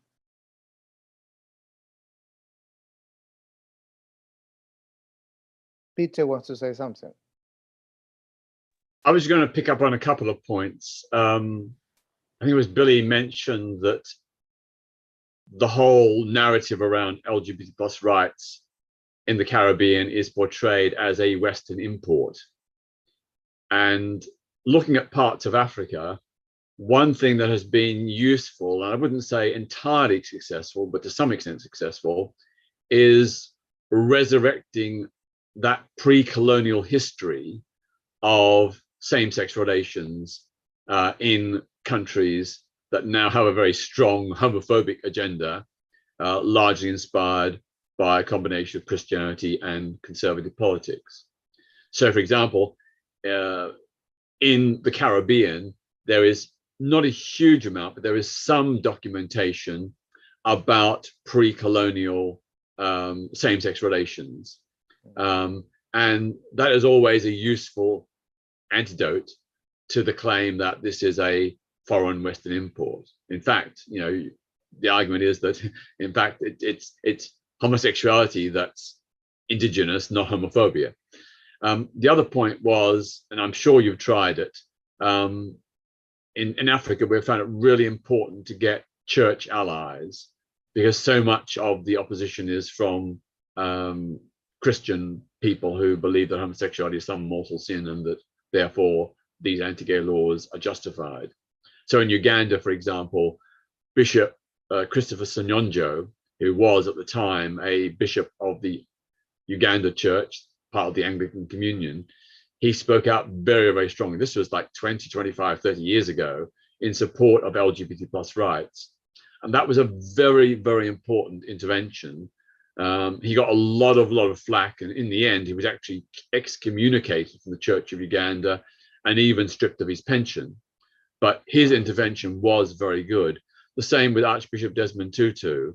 When he was alive, his support as an icon of the anti-apartheid struggle and as a revered senior Anglican cleric, that was also very important. Now, I don't know which Caribbean countries have got religious figures of any significance who are more sympathetic, but if you can find them, certainly that is a way to go. And if you can't, then getting influential clerics from the United States or even Britain might be helpful. We know that the Anglican bishops in the UK spoke out very strongly against the new Ghana legislation, and that seemed to coincide with a change in the attitude and stance of the bishops in Ghana itself. So there is potential there. The final thing I'd say is that obviously, as well as the Safe to Be Me conference at the end of July, in July, at the end of July, we had the beginning of the Commonwealth Games in Birmingham. And this again is a fantastic opportunity to profile LGBT plus rights. In 2018, a whole coalition of LGBT plus groups had almost daily protests and pickets and events coinciding with the Commonwealth Games to highlight LGBT plus issues. And we got masses of coverage, not just in the UK, but all across the Commonwealth and indeed the world. So that's another potential opportunity for you to make your voice heard. Thank you so much for that, Peter. We'll definitely take that into consideration. And I'm glad you brought up the more historical element, going as far back as, as Africa. I wanted to highlight something that I often bring up in our workshops as well. I don't think it's common knowledge that during the transatlantic slave trade, when colonists were bringing over slaves from Africa as well as India to the Caribbean, when they were bringing them over for 150 years or something like that, the bulk of them, something like 95% of those slaves, went to the Caribbean and Brazil. It was only about 5 to 8% that went to the US. And to this day, when we talk about racism and slavery, and most of the Caribbean diaspora don't seem to realize how impactful that was to our community. And it seems to be really US centered for whatever reason. I suppose because they're still feeling the effects of it, but I would argue so are we to a less obvious degree. But Yeah, the Caribbean, our history is built on slavery, colonialism, and homophobia, and those ideals of homophobia, biphobia, transphobia were imported by these colonists that then codified them in laws that we're still trying to dismantle to this day, hundreds of years later. Maybe we could talk a little bit about the Buggery laws, or the 1861 Natural Offences Act. Do you know more about this than I do, Leo? I was trying to parse that myself, but you can see remnants of this across the Caribbean, not just in the current British overseas territories, but in places that were once British colonies like Jamaica and Barbados, or Trinidad and Tobago. I think that's, Billie, just to say, I think that's completely right. And it's kind of what Leo was saying earlier when I first joined, you know, the British government did this. We did this. We are responsible for a really significant proportion, not only in the Caribbean, as you know, but a really significant proportion of the national legislation in the 71 territories where homosexuality is still illegal, and in much of the territories where there are various forms of criminalization of trans people. It is the colonial era laws, or the descendants or the remnants of the colonial era laws. And I think that my observation would be that the British government does not feel the moral obligation it should in relation to that fact. That, you know, I think that Leo and yourself have put it very very passionately, very eloquently. I completely agree with you. What I don't see from our government is really any acceptance of the kind of reciprocal responsibilities that creates for the modern UK state, that this is something that the UK did, and this is something that the UK is responsible for undoing. And I think that there is that real kind of hiding behind the independence of these territories now that allows them to kind of resile from their moral responsibility to fix what they broke. It's just to complement Nancy, it's interesting the history in the Caribbean in particular. The one that actually drafted the codes, the model codes that were actually imposed in the Caribbean, was different from McCookley, which was the guy who did it for Australia and the Indies. It was another barrister called Wright. Now, Wright was interesting in that he actually took the model code of Germany. He didn't base his suggestion to the colonial office, as it was referred to in those times, to the one that has been taken to Australia. And when it comes to the anti-sodomy sections of the code, he suggested to the colonial office to remove it from the section of the code that deal with crimes against the person and move it to crimes against public nuisance. And hence, because it was a less severe crime, reduce life in prison to 2 years in prison.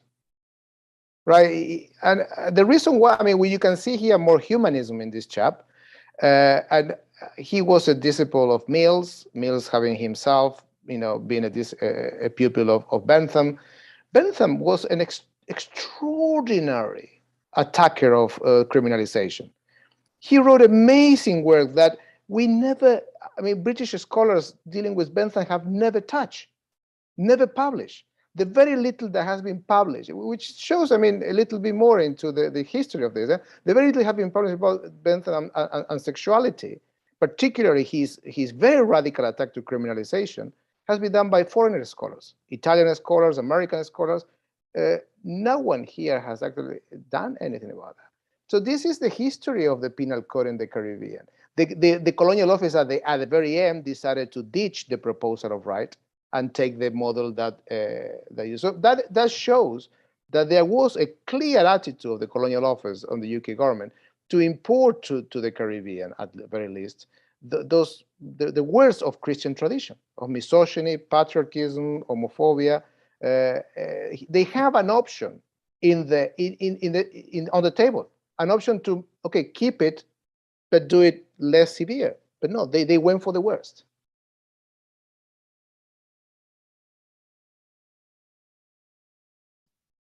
All right, well, we have about 5 minutes left on this panel, but I think we're transitioning really well into the next topic, which is reclaiming our history. So we were supposed to have this panel with Maurice, and Jason, I'm sure, will be joining us soon, Jason Jones.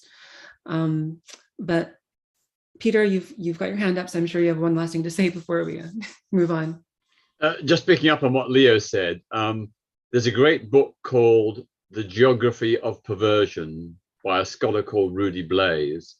It was published by Castle in London in the 1990s, and it draws together a compendium of research based on the notes, letters, and official documents of colonial officials, explorers, soldiers who went out and were part of the colonial project. Plus, of course, some from Christian missionaries as well. And he shows very clearly the interlink between racism and homophobia. In many of these narratives, the existence of homosexuality, indeed, in some cases, the de facto toleration of homosexuality in indigenous peoples, was used as a justification for the colonial project. That this justified the civilizing mission, that these people were barbarians, and this barbarity was proven by their indulgence in homosexuality.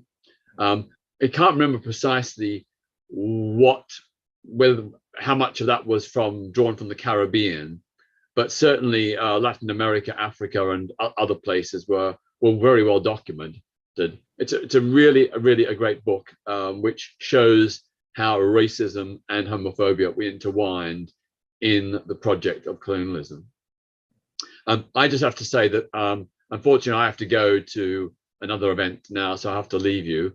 But I want to finish by paying tribute to all of you in the Caribbean who are fighting for LGBT+ rights under conditions of much greater adversity and with much greater risks and dangers than we face here in the UK. And I really want to salute your struggle. You are inspirational. You know, what you are doing is truly brave and heroic, and I absolutely applaud you, and I stand with you in solidarity. So thank you so much. Thank you, Peter. Thank you, Peter. Solidarity with you as well. Solidarity. And thank you for being here, for having this conversation with us. Yeah. It's so Thank vital. you very much. And yeah, we'll be sure to talk to you soon. And Nancy, thank you for being with us as well. I'm not sure if you want to stick around because as I was saying, we've lost Maurice, but Jason has just joined us, Jason Jones. We're moving on now to our third panel. I'm very tired. Reclaiming our history. And I was saying, this is a nice transition into that topic as well. So Billie, I'm going to have to go because I've got to go and look after my little boys, but I want to echo everything that Peter has just said. And also thank you so much for letting me participate today. It's given me a really good understanding of how Stonewall can work to influence the UK government more effectively in partnership with siblings from overseas territory in the wider Caribbean. So I'll be sending you an email next week with some ideas, but thank you so much, and I hope everyone has a fantastic rest of the conference.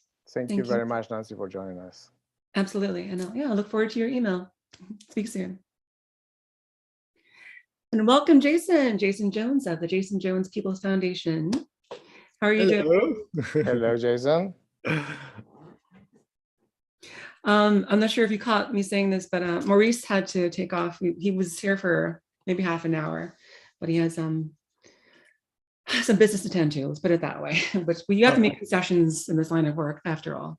Yes. So how have you been?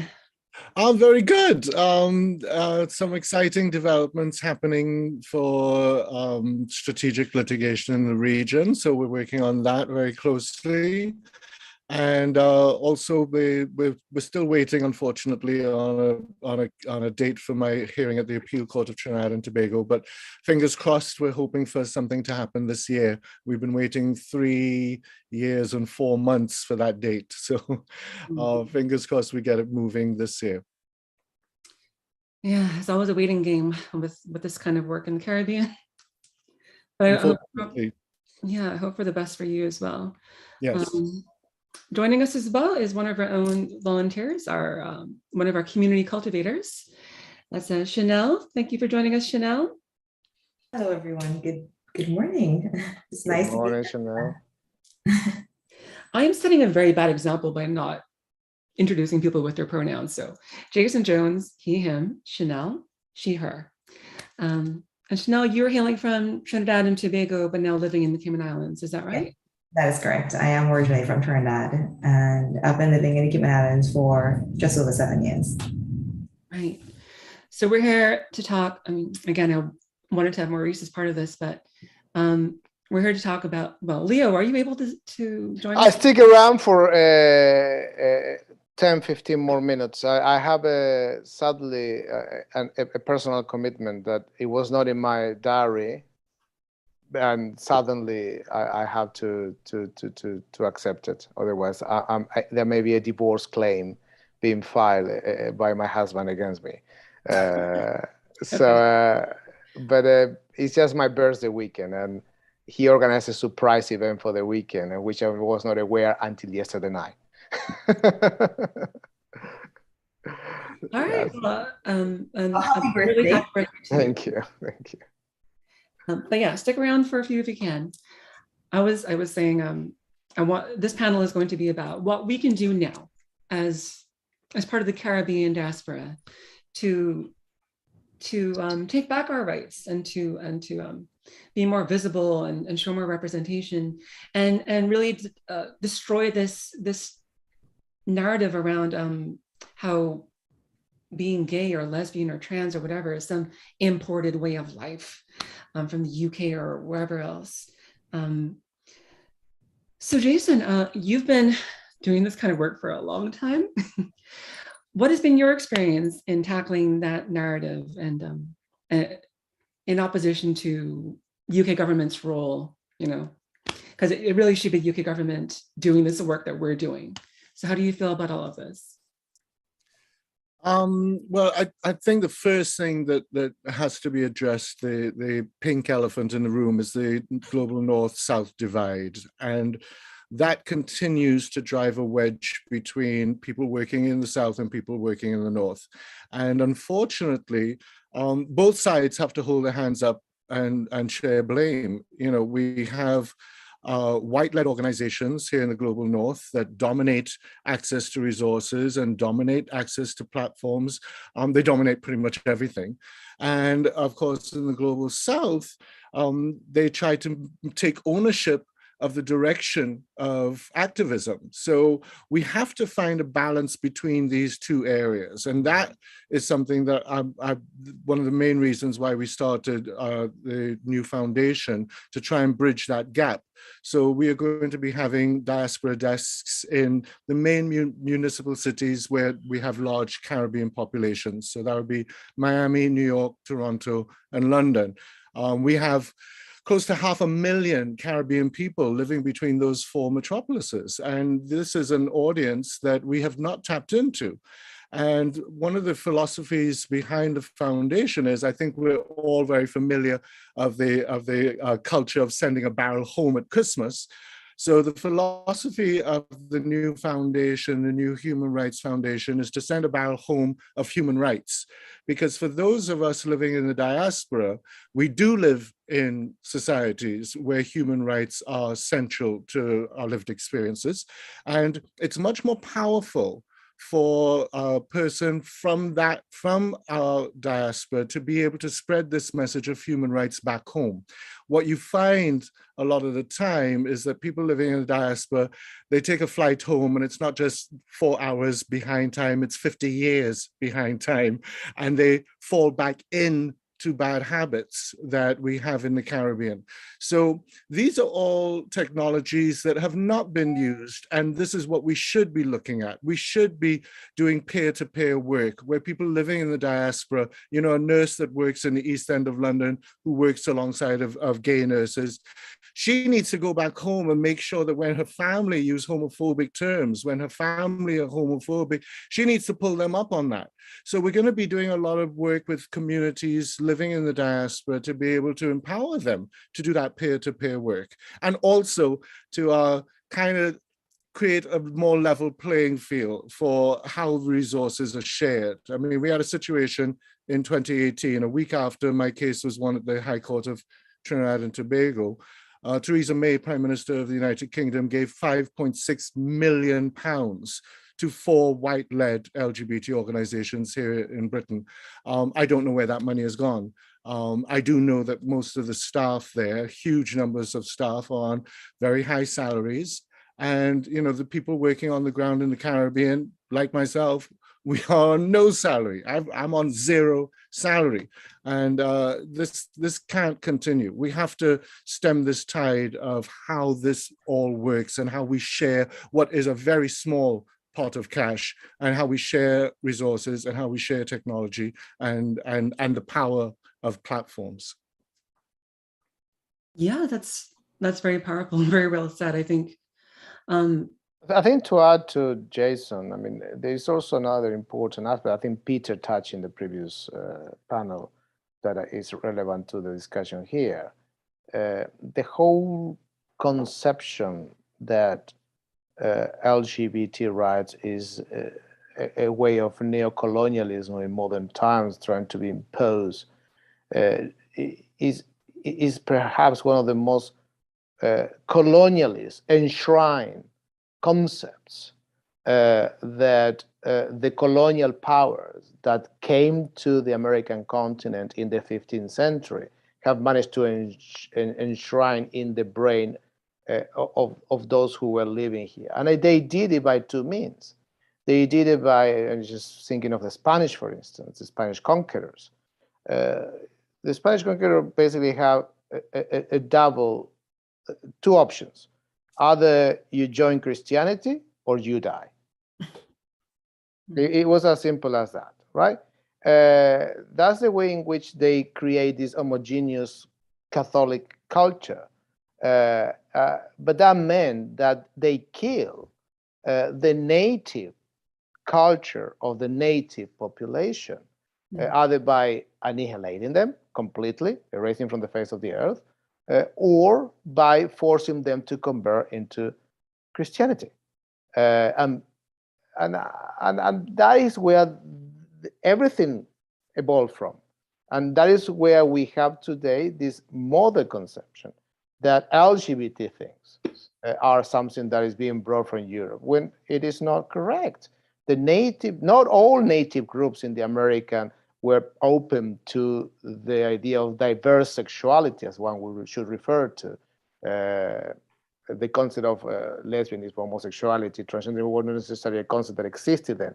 But yes, diverse sexuality. And it's very well documented by the conquerors in the 15th century, by work of art of 15th century that came and went back to Europe to share with European establishment how uncivilized the people were here. They have even diverse sexuality, something that, of course, was criminal in many places in Europe at that time. So that is where that comes from. One needs to go to the history and accept that, Trinidad and Tobago, Argentina, Mexico, was not born in 1492 when Columbus put a foot in the continent. We exist. We pre-exist. There are people there's this culture that pre-exists, that is Latino American, Caribbean culture, to the conqueror, to the African diaspora. And that those were changed by colonial policies of those who dominated this land for 300, 400, 500 years, and they still do, because the British judges still give justice for countries like Trinidad and Tobago, Jamaica, from London, enforcing those countries to enforce the most inhumane and degrading laws from the time of the colony. Which is basically exactly the same that the Spanish did back in the 16th and 15th century. Yeah, it's atrocious that those means of oppression were essentially inherited by our current local governments and policymakers. Legal systems, really. It's just it's embedded in our culture. That's how successful they were. But this goes back centuries now. But the culture we can change. Oh, sorry. Go ahead. No, go on, Jason. Well, the culture that we can change is the culture of LGBT activism, how that looks and who makes the decisions. And what we have found is that for the last 33 decades, for the last 30 years, the decision makers have all been white queer people. The first time an LGBT organization has had a person of color lead was Kaleidoscope Trust, when they put Phil Opoku as their executive director 2 years ago. But for an organization that was created to support LGBT rights in Black and brown countries, to be running for 8 years without a Black or brown lead is quite astonishing. The Stonewall, largest organization in the UK, has never had a person of color in a leadership role there. I wish Nancy was on the call still, because I would have liked to have challenged her and how her leadership of Stonewall is going to move forward in the future. Because I do have huge problems with an organization that is not led by people of color or not have people of color in major leadership roles in the decision-making process. So we saw a situation about 5 or 6 years ago where Stonewall was raising funds and gave away in one of their raffles a holiday to St. Vincent, a country that criminalizes LGBT people. So, there's this disconnect that we have to face in our own community, and how Global North organizations need to address this is to make sure that people of color, queer people of color, and people from the Global South are integral to the decision-making processes that are happening around our own liberation. Because we have to remember, we're talking about the liberation of queer people in the Caribbean, and there are very few of us in decision-making spaces. No, I hear that. So a few things I want to say about that. It's still something that irks me to this day, how people really, unless you're really involved in this kind of activism, how people don't seem to realize that pride as a concept, that started 50 years ago in New York, was started by a trans Black woman and a Latina woman as well, right? We didn't have terms for trans anything back then, but that's essentially what they were. But it's become so whitewashed over the years. People, you bring up like Marsha P. Johnson, people don't know who you're talking about. And there was even a film put out some years ago, I think it was 2013, called Stonewall, and that just largely erased him from the story. It's so, anyway. But I will defend Stonewall a little bit, because I did hold their feet to the fire too when that was happening. But they've experienced something of a restructuring in the past few years. I'm sure you're aware as well that a lot of them have split off now to be part of the LGBT Alliance. And that's a whole other thing I don't want to touch on right now. But they've made amends in many ways, and we're happy to see that. Billie, on that point, I will withdraw now, but I'd be delighted to be part of this roundtable, and I wish for the rest of the afternoon to carry on having such a successful discussion as the one we have been having so far. Lovely to see you, Jason, and lovely to see you, the rest of the table, and we will actually carry on for the fight. Absolutely, always. Enjoy your birthday, Leo. Thank you for being here. Thank you very much. Bye-bye. Yeah, I'm gonna throw the hot potato to you now, Chanel. I would love to get your take on all of this. Like, how do you feel about being a Caribbean person in the community, and how is it affecting you? And how aware are you of the UK government's role in all of this? I have so much amazing content that's been discussed today. I have several thoughts. I do want to build first of all on what Jason shared. Overall, about representation, I think when we ask ourselves the question, is there someone in the media, on TV, or someone in our own communities that we look up to, that we identify with, something that we have something in common with. That's not quite there. Now, given, admittedly, we are already living in small communities here in the Caribbean, and the LGBTQ community is also a tiny representation of that. When we look at ourselves individually, Billie, you, for example, you're representing just a fraction of the LGBTQ community. So we can all really honestly speak only fairly from our own perspectives. So what I would like to share with you is building again on what Jason and Peter and yourself, Billie, has said. It's about just a quote that always resonated with me from Bob Marley, which is emancipate yourself from mental slavery. And it actually, another thing that stood out to me that was said today was about homosexuality is indigenous, is homophobia, which was imported. And it's amazing that Leonardo went back into the history and about the depictions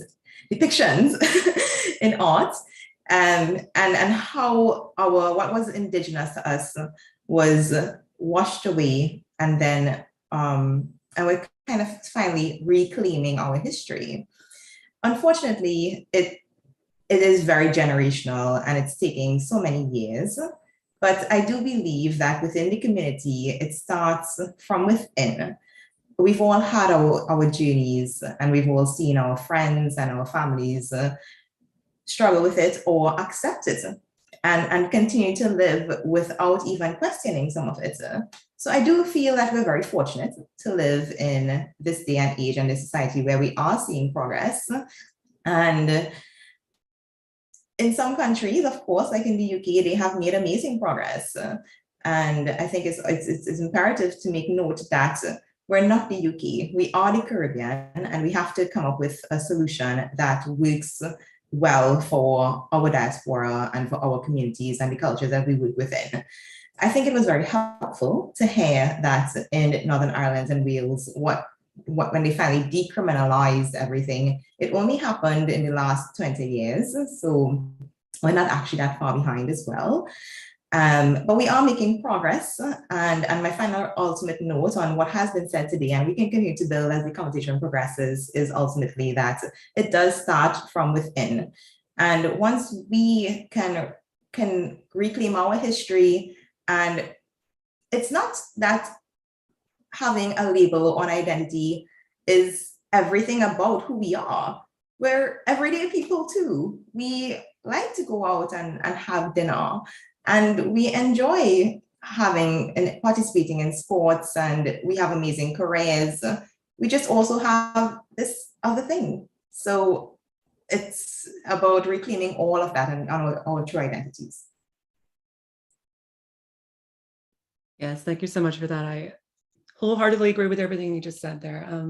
And to circle back to what Jason was saying too, to kind of conjoin it with what you're saying, is that, yeah, we do have to rely on ourselves to see progress. Clearly, the UK government is not picking up the slack, and we can't turn to them. But I want to return to what you were saying, Jason. I wanted to say as well, this is my view on all of what you were saying. I'm not sure if you agree with me or not. That I am seeing groups, organizations, what have you, banding together across the Caribbean, especially Latin America, and pushing really hard for representation and rights in their respective jurisdictions. And I'm happy to see that. Granted, they're not getting the kind of support, as you rightfully pointed out, that it should be receiving, especially financially. But what I would also say is what's interesting to me is that in the regions that are still under British rule, the British Overseas Territories in the Caribbean, which includes my own Cayman Islands, we're seeing much less progress, I would say. You hardly hear anything about what's happening on the ground over there. Every now and then I catch a whisper of someone fighting for the community there. And I've been doing this for years now, but our own organization is still really small. We don't have that many volunteers. We have a board. We have a board of 3 members, and we're just now seeing some kind of progress with the introduction of our civil partnership law a year and a half ago now. So I don't know, is that your experience too, that the BOT specifically are seeing even less progress in the other Caribbean jurisdictions? I think definitely, you know, one of my statements that I say in interviews is, unfortunately, most LGBT activists come to activism from desperation, not inspiration. So what you have found over the last 3 decades with the movements we saw happening in the global north is that the South has actually been left behind. And unfortunately, the main voices that have been coming into activism in the Caribbean have been quite disgruntled diaspora people who return home, and there's a huge shift in returning back to a Black-brown country and trying to conflate issues of race, etc., with the local homophobia, which those two things do not happen in our countries. So we now have to, I think, go back to the drawing board. And this is not just in the Caribbean. I think this is from a global context. I mean, what we're seeing happening in Ukraine, nobody's talking about how that war is impacting on LGBT citizens, because this is a country, Russia is a country that is deeply homophobic. And they are using Grindr and other apps to try and rout out queer people in the Ukraine as they invade. So this is a global issue. And again, my big problem is the lack of representation on the boards that make decision. If you have just white, queer, cisgender, middle-class, tertiary educated people sitting in the tables making decisions, then they're leaving so many of us behind. And this is not just in the Caribbean. This is happening right here in the UK, where we're seeing this huge civil war happening around trans issues. We're seeing queer people of color being left behind. We're seeing people from lower socioeconomic backgrounds being left behind, because at the top table are the rich queens. And we have to adjust this. So, you know, I will keep shouting it from the rooftops. If I look at your board and I see one Black face, you are not diverse and inclusive. You have a token. And this is where we need to start challenging these organizations, because they are taking the vast lion's share of resources. They're taking the vast lion's share of money. And we're getting pennies. And they're using our stories. They're using our victimhood to raise this money. So they're telling these victim stories, these victimized stories of us in the global South, raising that money and then paying themselves big salaries and working from posh, safe offices in London, New York, etc. So we need to challenge this, and we need to take back control. This is really a fight about control, and we have to take back control. So, you know, for example, with my case, I've had no support from any LGBT international organization, not one. And they all predicted that I would lose, and they all predicted that the challenge would fail and it would set back gay rights in the Caribbean for 10 years. You know, everybody was wrong. But, you know, they're still in their jobs. Now, if this was in the private sector and a lawyer had told the board, do not support that case, I predict it's going to lose, and she got it wrong, how the hell does that person stay in a position of power in that organization? And this is what's happening in LGBT organizations. There's no accountability, there's no transparency. And these people stay in these jobs for decades, and we're not seeing a return on these huge sums that are being invested in LGBT rights. So this is a global issue, and I think we need to restart the whole process from zero. Yeah, strongly agree. And for what it's worth, I don't want to go naming any names, but I am holding on to a lot of personal anecdotes that speak to everything you're saying right now. And, you know, I have my own as well. But that's for another time.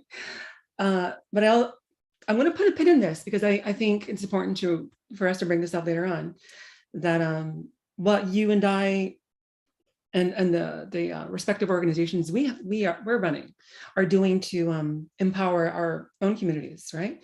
And I'm starting to see this more and more, different communities from different jurisdictions banding together, thankfully, to kind of combat all the all the things we've been talking about today that really go back to British colonial era. So it's good that we're starting that process, as you've said. I had a point and it just flew out of my head, but Chanel, I want to go back to you again. God, what was I going to say? Right. Yeah. I'm curious to know what your experience is like going from Trinidad and Tobago, which was once British. Yes, we were also colonized by the British. Yeah, also, yeah, British colony. Moving now, well, 8 years ago now, 7 years ago? Yeah. Moving to the Cayman Islands, which is still under British rule. Has anything shifted for you, socially, culturally, etc.? I would say in actual awe of Trinidad and Tobago as an ex-British colony, we have evolved incredibly in our own culture. I truly felt that Trinidad and Tobago has its own identity and its own culture. And I think in a large way that's celebrated from our carnival, which is, in my opinion, one of the ultimate celebrations of both equality and equity. I honestly love carnival. And I think that's a great almost vehicle throughout the Caribbean that in a way it's pride with culture. So I felt coming to the Cayman Islands, being a British overseas territory, and obviously a smaller community, that it was very multifold in terms of my changing experiences. First of all, obviously it is smaller in size, and I think the impacts of colonialism are more visible here in the Cayman Islands. In the local community, more so, possibly because of it being a smaller community. I'm not saying that it does not exist in Trinidad either, but we do have a different journey. Obviously, we've gone through being independent and gone through becoming a republic and evolving within ourselves. On the other side of it, I do need to mention that in the Cayman Islands, we have a large expatriate community, and that has brought a lot of color to the conversation, because a lot of people come with already very open-minded mindset. And that's obviously been extremely helpful to have conversations around what progress looks like and that it actually exists. We're not living in a world where it doesn't exist. You can see it now. In fact, even for myself, and I would say for my entire experience of living in the Caribbean, my entire life, actually, I probably didn't envision that there would be a day in my own lifetime when we would have so much representation as a community around the world, where we would have so many more. I do feel like we are making progress. And overall, I think, going back to some of the earlier conversations that have been had on the panels today, yes, in the Caribbean, we are still isolated communities, and we do have to take each one separately. I think that in the Cayman Islands, we have a lot of potential. I think we're doing amazing work, and there's a lot of conversations here that can and will be a driving force for the rest of the Caribbean, primarily because in some of the countries that will be considered still developing, there are other social issues that tend to take precedence. We almost have a responsibility here in Cayman to start paving that way for the Caribbean.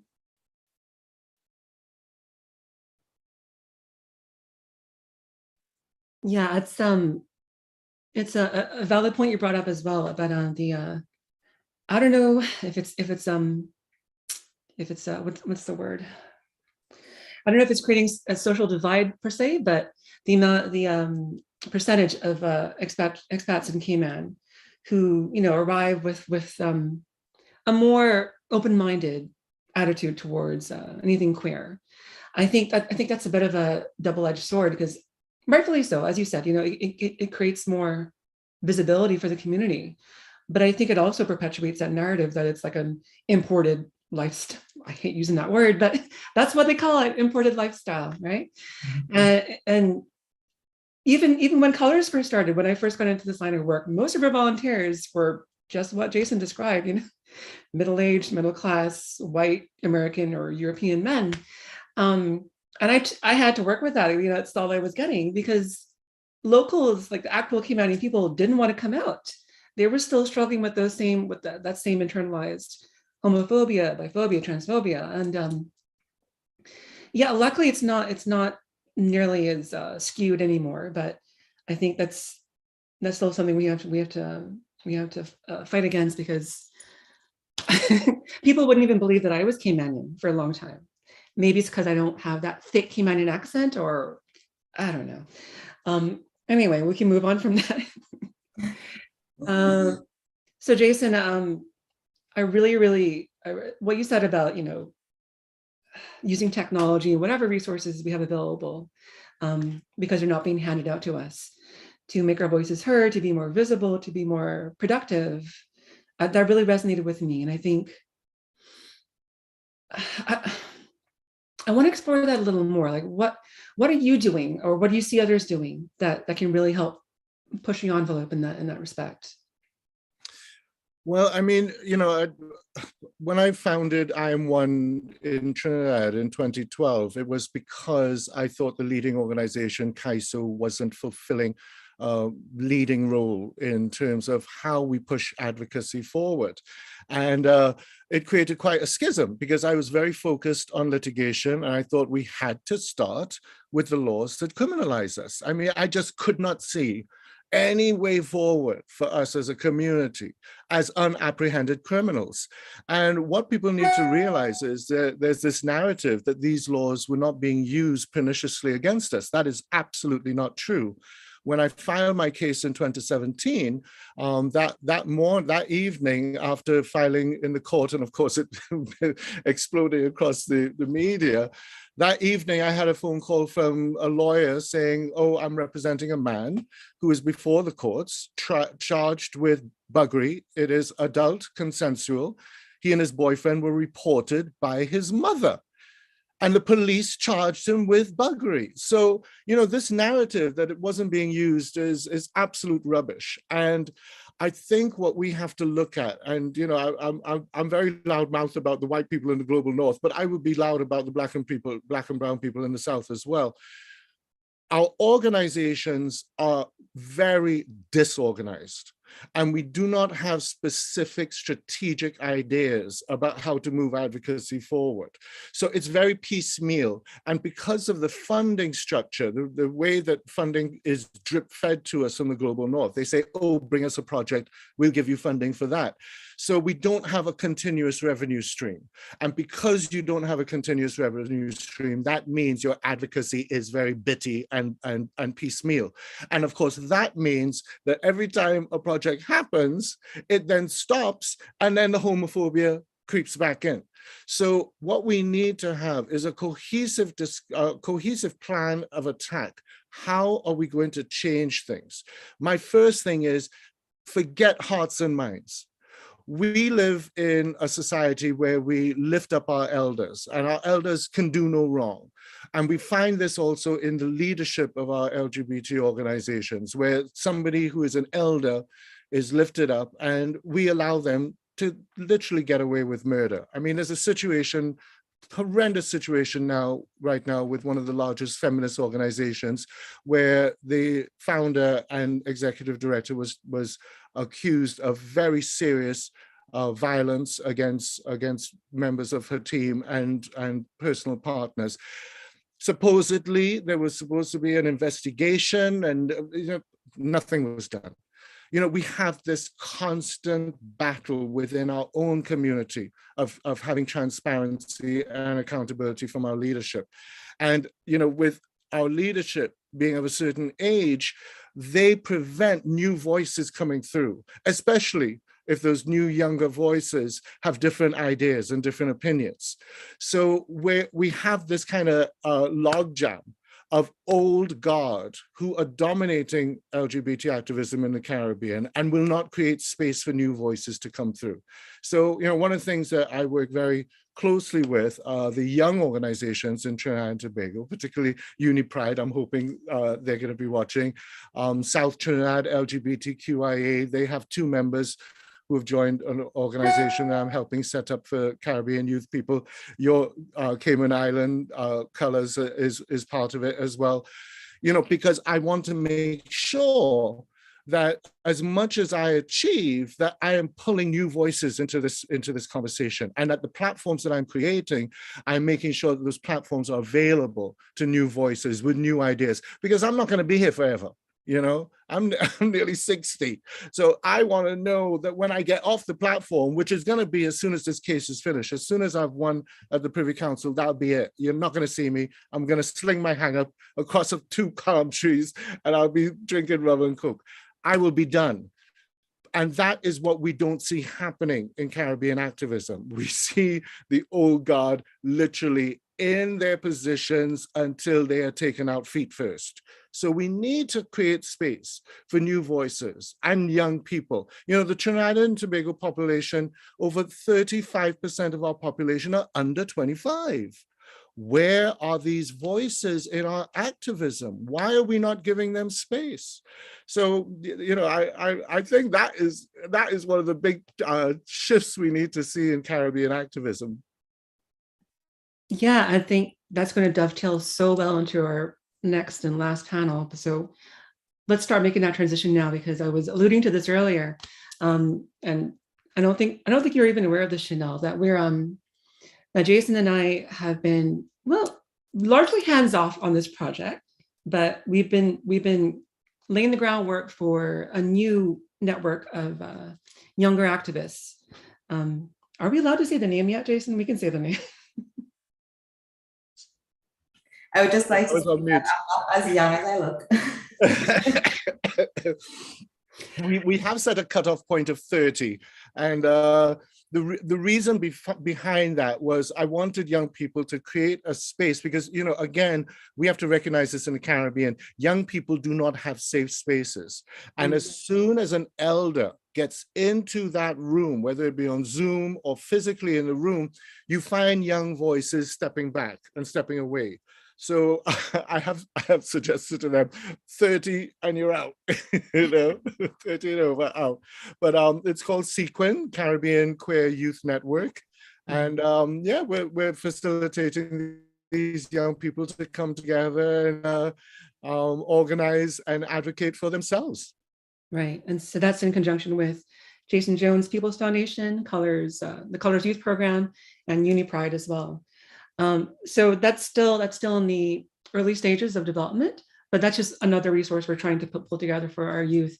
But from this, sorry, just for a moment, I want to speak to the work that we've been doing with Colors for past 2 years now, perhaps. I've always worked with at-risk youth in many capacities, one-on-one or doing workshops at school or what have you. But our Colors Youth Program is not even a year old now, but we started doing, or trying to do, all these social events, getting the kids to come out to hang out by the pool or at the beach, or do some creative activities together. But the sad thing is that they would so rarely show up. And it's not because they weren't interested, it's because they don't feel safe. You know, I would ask about why the teens didn't show up, and it's like they can't let their face be seen because the parents might see them, or their classmates might see them, and there's a lot of that fear still, rightfully so. I mean, it's understandable why they're scared to come out, which is why we're doing things like Sequin now, trying to give them that support network that is still lacking. And yeah, you know, I was trying to do it on my own largely in Cayman, but it wasn't very effective. So I'm hoping things will be more fruitful with Sequin.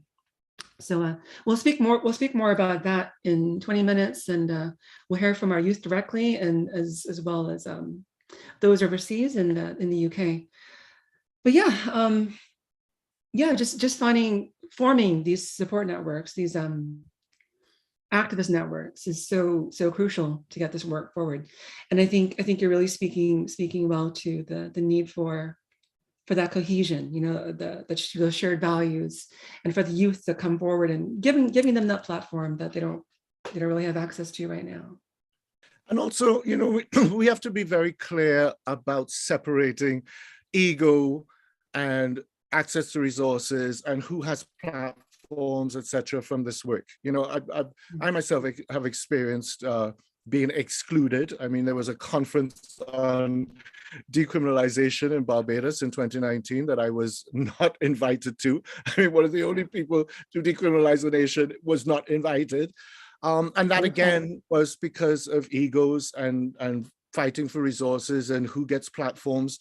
And, you know, because we live in such small spaces, there are these issues and we need to get over them. You know, I don't need to sit across from a table from a bunch of people that I like or don't like. That's not what this work is about.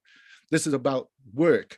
And we need to separate all of that stuff if we are to move forward. So the issues that we're seeing in the Caribbean, and I had such a great meeting this week with a legal team on future work that we're working on. And they were so understanding of how nuanced the Caribbean situation is, you know, and one of the members of the team had worked in the Caribbean, and, you know, he said to everybody, he said, you cannot think of Barbados as Trinidad and Tobago, and what happens in St. Vincent is not what happens in St. Kitts.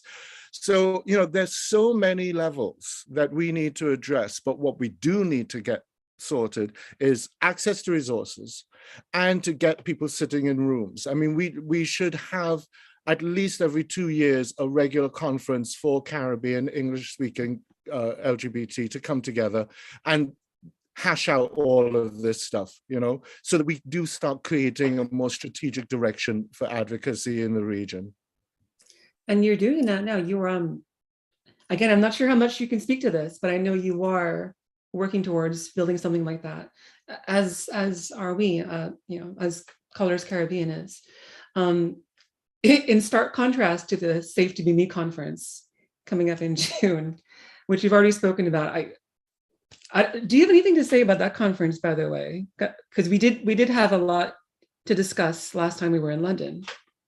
I think from the Caribbean context, we have to step away from what's happening internally in Great Britain. You know, this is an international conference.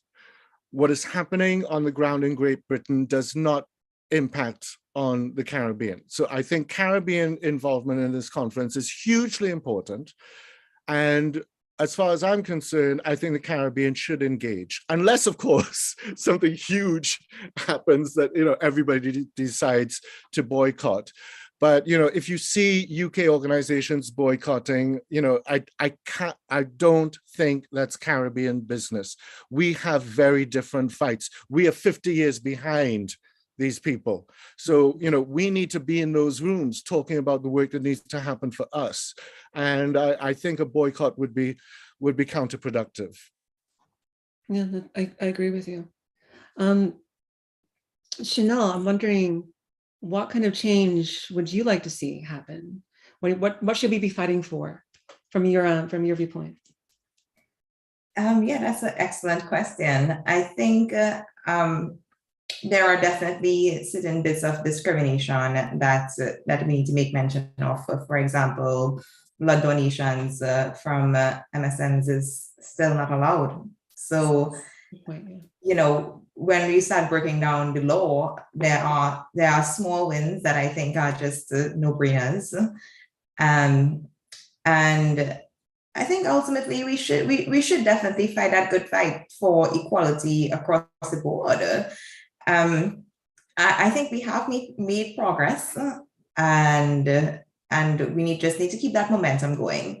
I think that's overall something that we have kind of spoken about as the conference has progressed. That sometimes we have these projects that are happening in isolation, or we might have one big spark, and then it kind of it happen. A lot of things are happening in the background, and we're not really talking to each other. But when we're talking about a fundamental shift, it does take time, and it does take slow moving in the right direction. So I think just general consistency, getting the message out there and keeping it safe. I really like that word safe, because we all want to feel heard and safe and listened to. And supported. I think, again, as a community cultivator, and I don't have that really amazing background in terms of the legalities and all of the progress that has been made. And maybe just quickly on that point, when you speak, Jason, about young voices who are not quite hearing, it could be, and it may just be my opinion, a little intimidating when you don't know the full history and get a full understanding of everything and what shoulders are you really standing on, because sometimes it can feel intimidating. Like, am I starting from scratch? Or no, actually, there is a lot happening. You just need to start to attend conferences like this. So in general, in terms of what shall we be fighting for, I think we need to fight for ourselves, get that self-awareness running, fight for each other, stand together, and just have that general support and overall visibility. And I think we are headed in the right direction. So I'll put my hand up and say that I am here to stand with all of you. Thank you. I very much appreciate that. Yeah. So the second topic we were supposed to touch on in this panel was the sanctity of marriage, which I was hoping to address with Maurice, who unfortunately can't join us right now. And we had to make some last minute changes to the program. So Leo was not here either, but I know both of them are fighting. Well, Leo is part of Colors, have been fighting for years now for marriage equality in their respective regions, right? And we did speak a little bit to what's happening with the Privy Council earlier. But since we don't have our go-to experts here, anything you want to contribute to that, Jason, about marriage equality and where that stands in the Caribbean?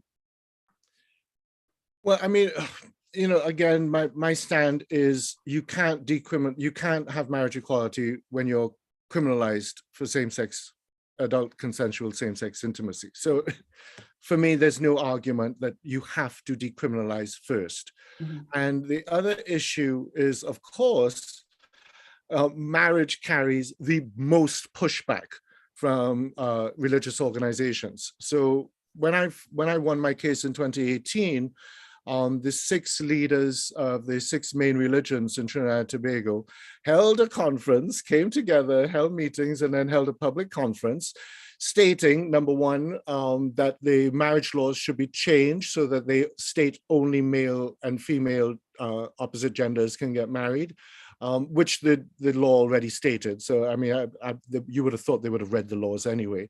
But our laws actually, interestingly, until 1973, did not dictate what the gender of the parties were who were married. Somebody in Trinidad Parliament thought, what's this? Go in and change that. And they stuck in male and female.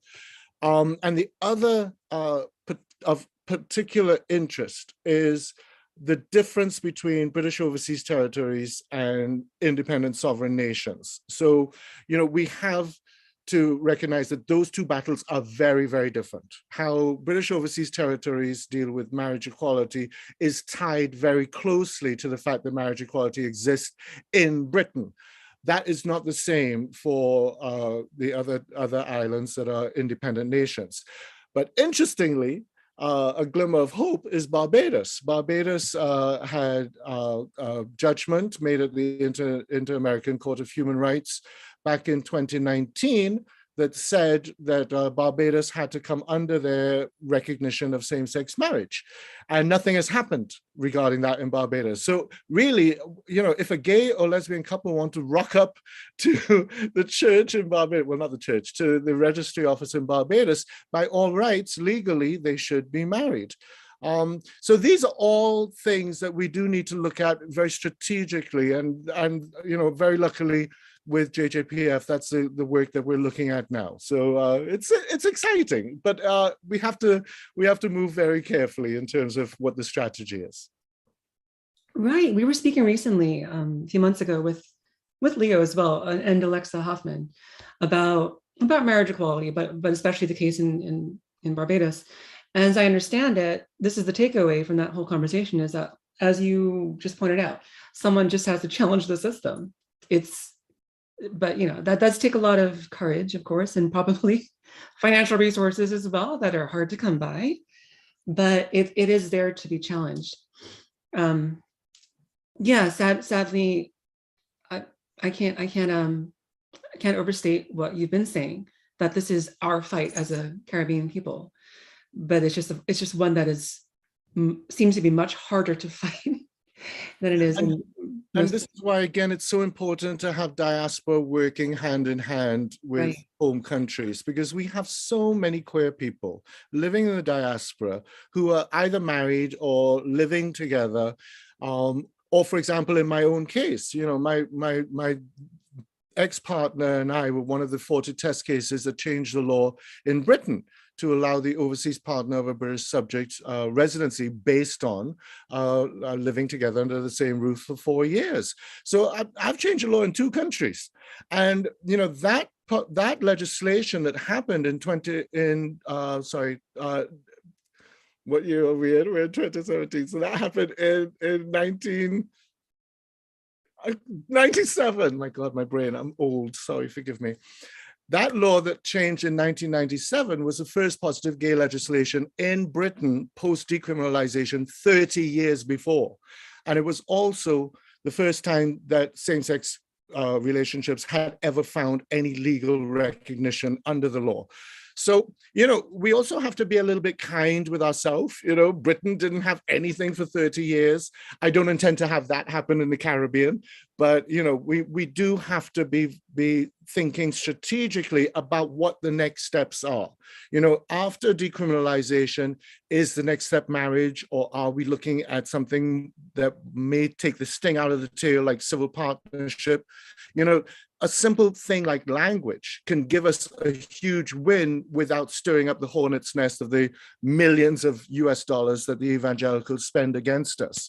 So we need to be strategic with all of this. Sorry, I'm just going to jump in quickly. And I love what Jason quickly said there about language. One thing, I actually just had a quick look at some of the rights that aren't afforded to the LGBTQ community here in the Caribbean. Obviously, discrimination laws. We have a long way to go there. So I agree, decriminalization is a good place to start, 100% basic human rights. But moving on to the topic of vocabulary and language, one right that isn't afforded to us is the right to change your legal gender, or even the whole conversation about your gender identity. Now, I do think this is an important conversation because in some ways it segues us into talking more about civil partnerships and about marriage. Because once you realize that it's not male, female, and everything beyond that is probably like, I can't even think of the word right now, but different. Why can't we just be in the truest form of ourselves? So I 100% agree, strategic movements and conversations we need to make. And I know the panel discussion was about marriage, but actually there's so many steps that we possibly need to take, either at the same time or before some of those big conversations need to be had as well. I totally agree with you. And, this is, again, where we have to look at the global north and their mistakes and learn from them. So, this focus on marriage equality has now left trans and gender issues behind. And I totally agree with you. I think if we went for gender issues first and make that a conversation and a set piece, then something like, two people of the same gender getting married no longer has this huge specter of Sodom and Gomorrah and plague and pestilence. And, again, we cannot keep leaving our minority communities behind. This is what we saw happen in the global north. We saw white gay men and white lesbian women running off to churches and having wonderful weddings, and the arguments around trans rights has been completely overlooked, and now we have a civil war happening. So we must be cognizant of how we deal with minorities within our own minority community. Absolutely. Yeah. It's a shame that there is so much infighting happening, which is, I suppose, commonplace amongst a lot of activism work, but especially out of the Caribbean. there's we're already so marginalized. We shouldn't be marginalizing even further. But that's like I think a good example of that, which is removed from the Caribbean, but one that's maybe more maybe our youth are more familiar with, is what's happening in the UK with what is her name? I've erased her name from my memory. But the author of the Harry Potter books, J.K. Rowling. J.K. Rowling, yes. And she's been in this anti-trans campaign, I guess. Crusade is the word. Yeah, for maybe 2 years now, probably more than that. And it's gotten so political. It's outside. It's gone from outside the media, as you know, film and books, into actual politics, affecting the community over there. So it's having quite an effect, and it's really, I don't know what the word is, disheartening to see how it's playing out. Yeah, so maybe we can speak more to that in the upcoming panel. So I'm going to transition over to that now.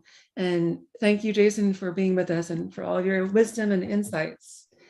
You've been fighting for far too long. You deserve your rest. And I intend to take it. And a fat paycheck too. Well, thank you very much, and I look forward to hearing all the youth panel as well, because that for me is the excitement. I'm old and long in the tooth, and I'm very excited to see how the baton is passed on. So thank you very much. Yes, and thank you as well, Chanel, for being with us and co-hosting with me and carrying the conversation. Thank you very much, Billie. Thank you for having me on the panel, involving me in the conference. And Jason, it was a pleasure to meet you. Fantastic job on the entire conference so far. I think the conversations have been extremely engaging. And thank you for everyone who is attending for joining us today.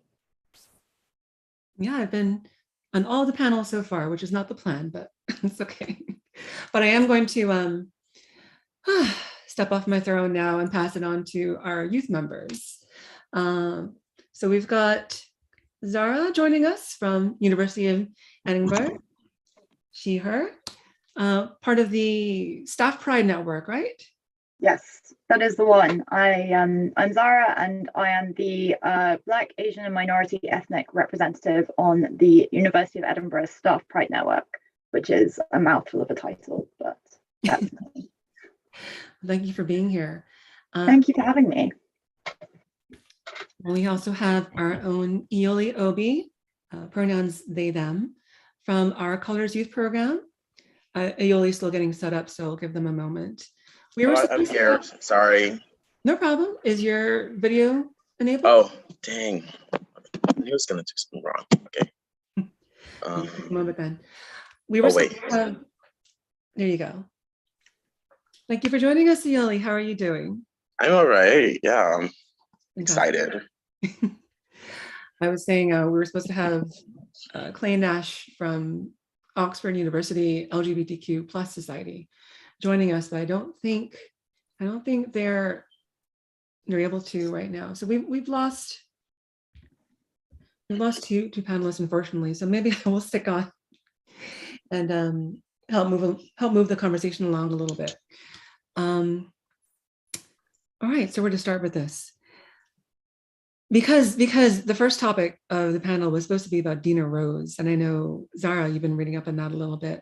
I've talked to Ioli about it for a little bit too, but it was really Oxford University that brought this to our attention. We had a panel with them last year, along with Jason Jones and Kaisha, who's in the chat right now, talking about this issue.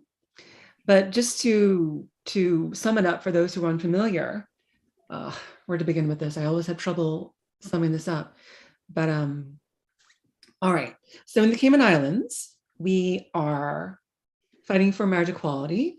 I really should credit the two lesbian women who really brought this issue forward, which is Vicky Bodenbush and Chantal Day, who've been fighting for years now to be legally recognized as a married couple in the Cayman Islands. They have a daughter they're trying to raise as well, and they're seeing so much challenge and so many obstacles trying to just live comfortably in the Cayman Islands, one of whom is Caymanian, because of the fact that they can't be legally recognized as a couple.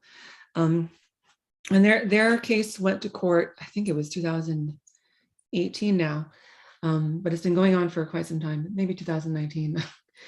But so the Cayman Islands government wanted to fight against that case, and they hired an esteemed attorney by the name of Dina Rose. And they paid her, it was something like 130,000, I forget the exact number, but well over 100,000 pounds for her to fight this case. And that wasn't even common, well, wasn't information that was widely available until our organization pushed back and made that information available, just so we can know for a fact how much the government was paying to fight against marriage equality. But that's a separate issue, because Dina Rose is now president of the Modeling College at University of Oxford, which is a college of the university that has its own LGBTQ society. And she was, upon her, I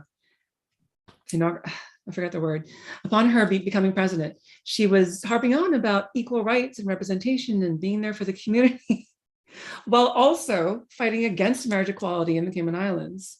And this has been an issue, this has been something that we've been pushing back against for well over a year now.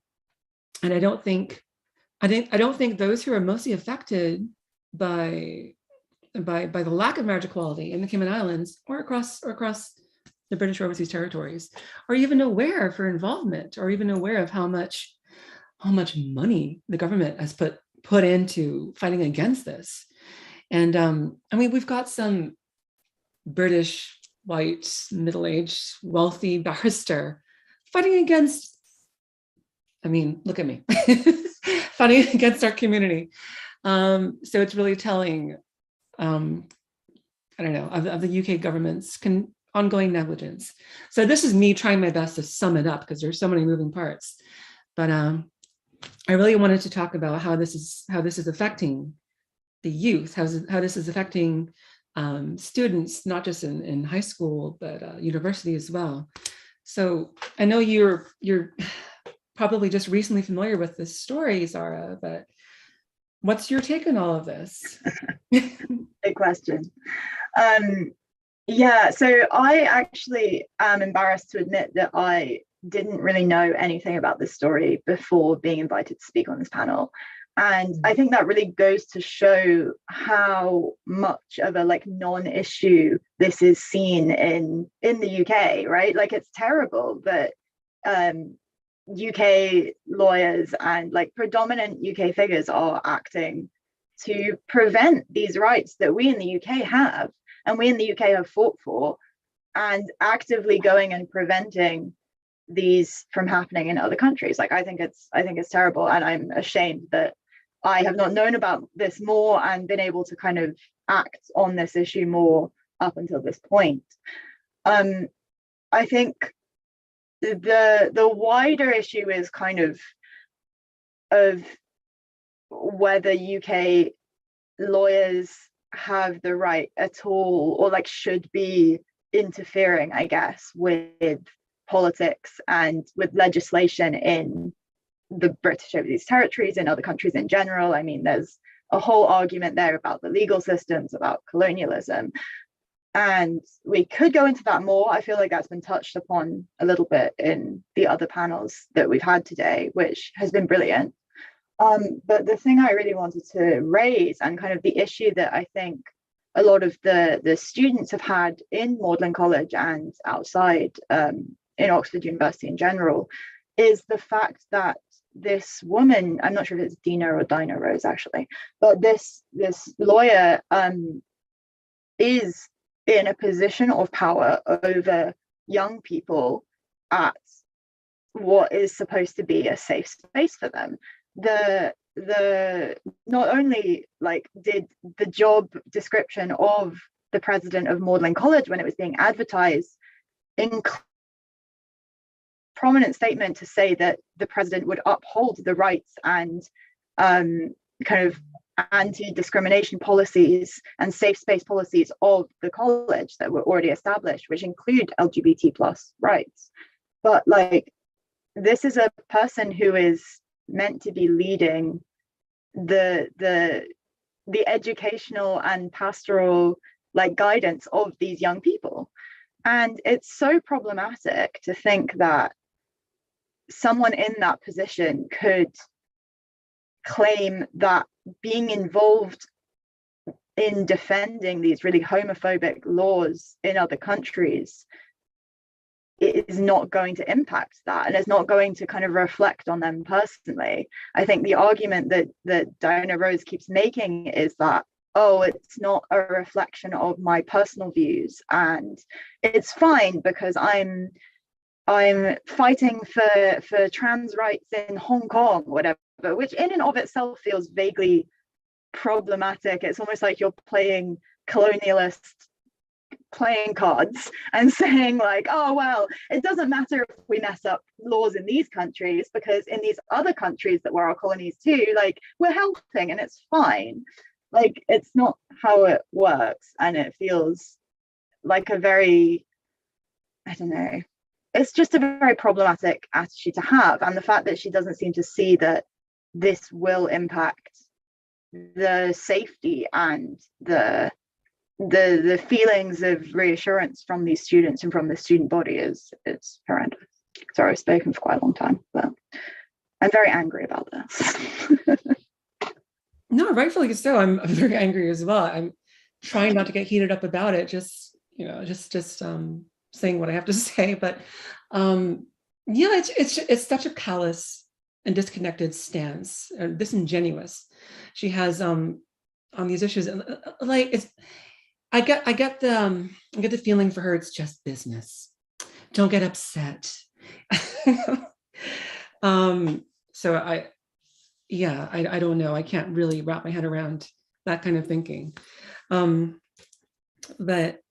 given that Clay is not here to speak about that issue, and we're kind of speaking around them, I'm not sure what else to say, frankly. I'm just really appalled by it. Well, the last thing I will say is that we are still challenging it, as in Colors Caribbean. Our organization is still challenging it. We did challenge it a while ago, but it was shot down, but we're going to appeal, and hopefully something can be done. It took some pushing just to get the actual figure of how much they spent, which is £134,000. Was what the Cayman Islands government paid Dinah Rose to fight their case. So we'll just. I was going to say, if there's anything that we in the UK, or we kind of as a Staff Pride network or LGBT organizations in general, if there's anything we can do to kind of support this, to either support you in the Caribbean in this fight, or whether there's anything we can do from this side in the UK to help, like, please let us know, because we would really love to be involved. And it's something like I'm definitely going to propose to the rest of the Staff Pride network that this is something we should be taking a stance on, because it's unacceptable. And I agree, and I appreciate that. Thank you for your support. But I think we can talk now about what you as an individual and the groups you're associated with, the Staff Pride network and University of Edinburgh as a whole, what's been helpful for you that can translate well to what we here in the Cayman Islands or the Caribbean as a whole can benefit from. And Yoli, you can speak to this as well. I don't know. There are a lot of angles we could take on this, but the most I've seen come out of the youth in the Cayman Islands is the Gay Straight Alliance and the Cayman International School, which has kind of now been assimilated into Colors Youth Program. but we're still seeing incremental change. So maybe the two of you can have a conversation about yeah, what could best benefit the youth. I mean, I'm happy to start, unless Uli would like to go first. All right, I'll go. I'm sorry, I just don't want to say the wrong thing. No, there's no wrong thing, please. No wrong. Like, I'm really interested to kind of hear about your experiences and like what's going on over there. So I'm happy to reflect on kind of how those things are different, or like what's helped me over here. But like, I would love to hear what progress is being made, or like what's helping, or like what's working, and see if I can reflect on that in any way, I suppose. I mean, if it does come to like what's been good here, I can't really say much or like anything at all, really. There's nothing really. I mean, yes, with the Cayman International School that started the GSA, was 2018, 2017. That was really good. I remember it was in the newspaper here. There was a huge controversial about it, because like between the old Caymanians be like, this is how the gays get kids, because it starts off young, and then like that's how they change their minds, etc., etc., etc. And then leading up till now, I mean, it's obviously better, but it definitely could be more. Yeah, I understand that, because I think someone mentioned in an earlier panel, but like I think it's important to reiterate that like, as much as maybe it seems like the UK in particular, but also maybe other places are like so far ahead of the Caribbean, that actually a lot of our laws and like attitudes around this are comparatively quite recent.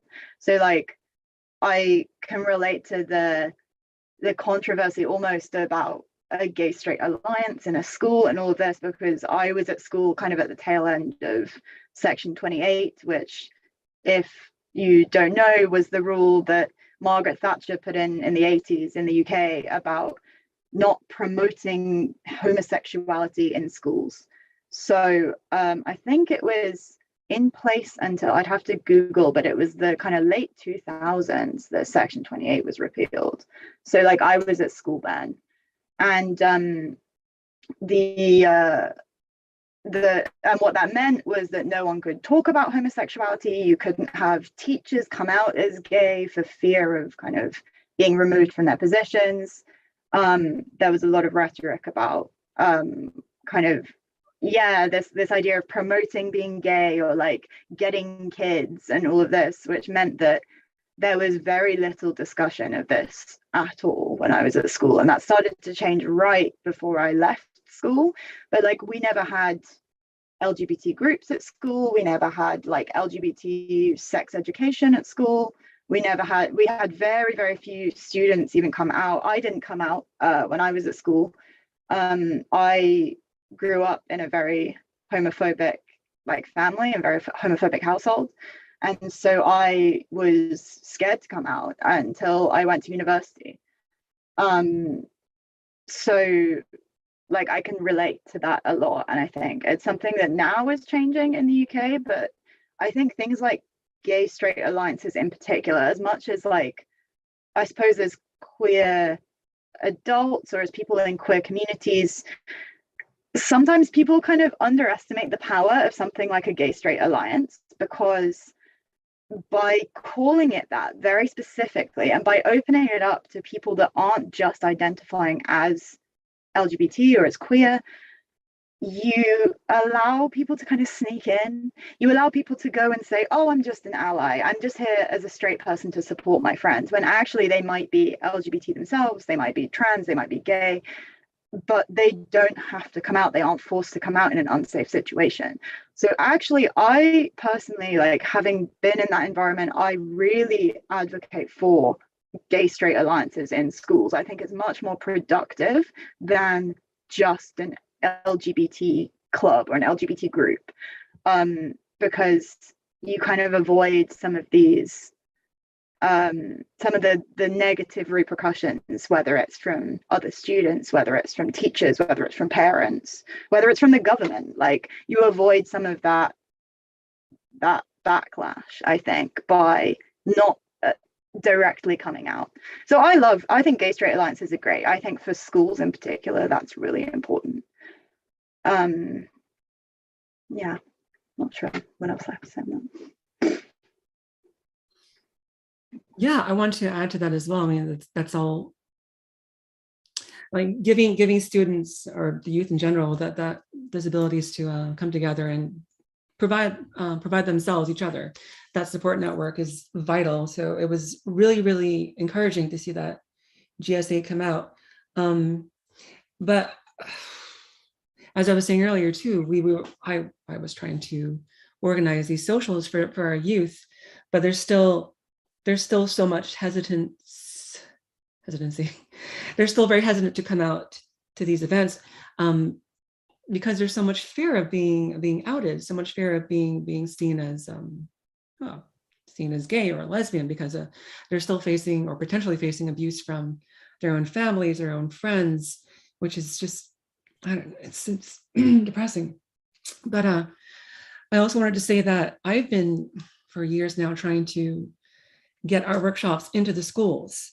And that's something I'm not giving up on yet. In fact, we have like packages ready to go to the schools very soon in the next few weeks. But I've at least made it into the one school we mentioned already, the Cayman International School, thanks to the GSA that was formed there. But I've also taken our workshops to one of the local universities there. So we're making some progress, but it's the more conservative schools, the ones that are church affiliated, that they just refuse to respond to me or even hear what I have to say. And I will even speak directly to not just students, but teachers as well. And the teachers themselves are hesitant to bring the workshops into the schools for fear of losing their jobs or for fear of putting students at risk. Yeah, so it's not an easy, I don't know, it's challenging to say the very least. But I did just invite Jonathan McBride, also from the Staff Pride Network, to join. If you're able to speak to any of this at all, Jonathan. Oh. If you're still there. Oh, here he is. There you are. Hello, Jonathan. Thank you for joining us. Hi. I wasn't expecting to come up, but I don't have the our professional University of Edinburgh logo up behind me. Visibility is actually one of those things. Let me see. Where's my camera on this? I don't usually use my tablet. Visibility for the students, for the young people at the university, really makes a difference to them. They tell us that they feel supported just by having a staff network. It's a staff and PhD student network at the University of Edinburgh.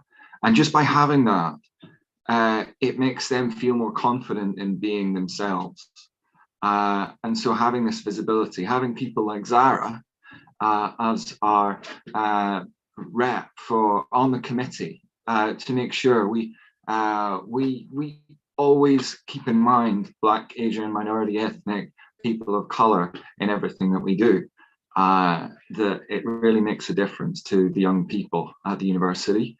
And when we have events, we make great efforts to make our panels as diverse as possible, including people of color. And so, we're always keen to hear different perspectives and share those with the young people. And that we're in a privileged position to be able to do that. And certainly, as one of the co-chairs of the Staff Pride Network, I'm delighted that Zara is here today. I don't know if Zara and I didn't hear Zara introduce herself as to why she is our BAME rep and her background, but it's intersection is something that we try and emphasize, because you know, people aren't just one protected characteristic. They're not just individuals with one interest, one thing about them. I have a disability, and I'm a member of our disabled staff network, and so visibility is really key. It was mentioned earlier on in the conference, and for the young people especially, they tell us that just by having the network, having engagement with the network at joint events such as Trans Remembrance Day, the young people really appreciate that. I think to add as well, like, I feel like we like to talk about like our really big scale things. We like to talk about our events that we hold with diverse panels and like our connections with other networks, but like visibility can start with quite small things, and we find that even like the small things do help a lot. So we fly the trans flag above the university for Trans Day of Remembrance and Trans Visibility Week, I think. We've recently added the black and brown and trans stripes to all of our logos, and we have lanyards already that we wear with our university cards on them, kind of around day to day, but we're getting new ones made which also include the black and brown and trans stripes. So it can, and like people love like the rainbow lanyards. We get allies wearing them as well as LGBT staff and students. So when we're kind of thinking about, I think, environments where maybe like big grand gestures like aren't gonna land very well, even just kind of little things, like adding pronouns in Zoom calls and on emails, that's something we've been promoting recently, and that people say that's made a difference. And like at the University of Edinburgh in particular, we are no stranger to having to fight for trans rights issues. That's kind of a big thing at the moment, and we find that like our trans staff really appreciate kind of seeing and hearing the things that we're saying, even little things like pronouns or like flags, in the face of some of the adversity that they're facing from people within their own communities. So I think like when we're just starting out with these things, like they don't always have to be big, grand, sweeping gestures or kind of big changes to the whole system. Like it can just be small things that make individuals who otherwise like don't have a community to turn to, or don't have a family where they feel safe, or a town where they feel safe, like little things that they notice that maybe other people might not even notice, but like little things that they notice can really help. So like if you're kind of struggling to get off the ground with some things, like I think the fact that one of the schools has a gay straight alliance is fantastic. Like if it helps, I went to a very Christian school as well, right up until I was 18, and they never had any LGBT anything when I left my school in 2014, and there was no LGBT anything. But I found recently from a friend that has a younger sibling still there, that in, I think it was 2018 or 19, they started a gay straight alliance. And again, there was a lot of controversy from parents and all of this, but like they did it anyway, and it's been going quite well. So little steps like can make quite a big difference. Right. Yeah, those small changes can have big consequences. Right. Just as another example, for a long time too, our organization has been doing things like pins and badges and stickers and bumper stickers and things like that, just for people to show their support without having to make a big ruckus about it. Right. Anytime I'm hosting a workshop or I'm going to an event, or even at our socials, I would always bring along these little things people can walk away with to attach to their, lanyards to attach to their backpacks, their clothing, and put in their cars, whatever. So you start to see these little rainbow turtles pop up everywhere, and you know that, yeah, you're seen, you're respected. But I want to hear from you, Ioli, a little more about, I don't know, the challenges that you face and that others and other youth members face. And yeah. I mean, I obviously can't speak for a bunch of other kids. I can only speak for my stuff. I mean, I've been out since I was 11 years old. It's just I mean, the thing about me is I was never quiet about it. I was very loud about it, like very, very, very vividly loud about it. But then like what I experienced homophobia, yes, I've experienced a lot. I mean, not as much as say others in other countries, but it still doesn't matter how much it would be. But then what makes it worse here is that Cayman is a very Christian or at least religious-based island. So anytime you bring it up anywhere, like even if you're trying to talk to another person about it, trying like either just to find common ground or just anything, they always bring up the same ridiculous verses which have no ramifications whatsoever, like the same Leviticus 2 verse 14, whatever. But it's honestly just frustrating how they go to like a book, the Bible, a book that's just like no one has it. We don't know if it's real or not, but most likely it's not, for me at least. But they go for that so heavily. But then for like how the kids that are here, the kids who are clearly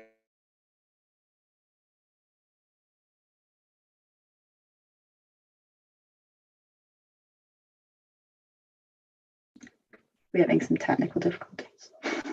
Yeah, as expected with these things, but we'll give them a moment, see if they can. Ioli, are you back? No. Oh. Okay. Are they Welcome back? back. We lost you for a minute there, but you were talking about yeah, how I don't know what to call them now. Those who disagree. Sorry if I was going too far. Sorry. No, it's okay. Those who disagree. I can't think of a better term right now.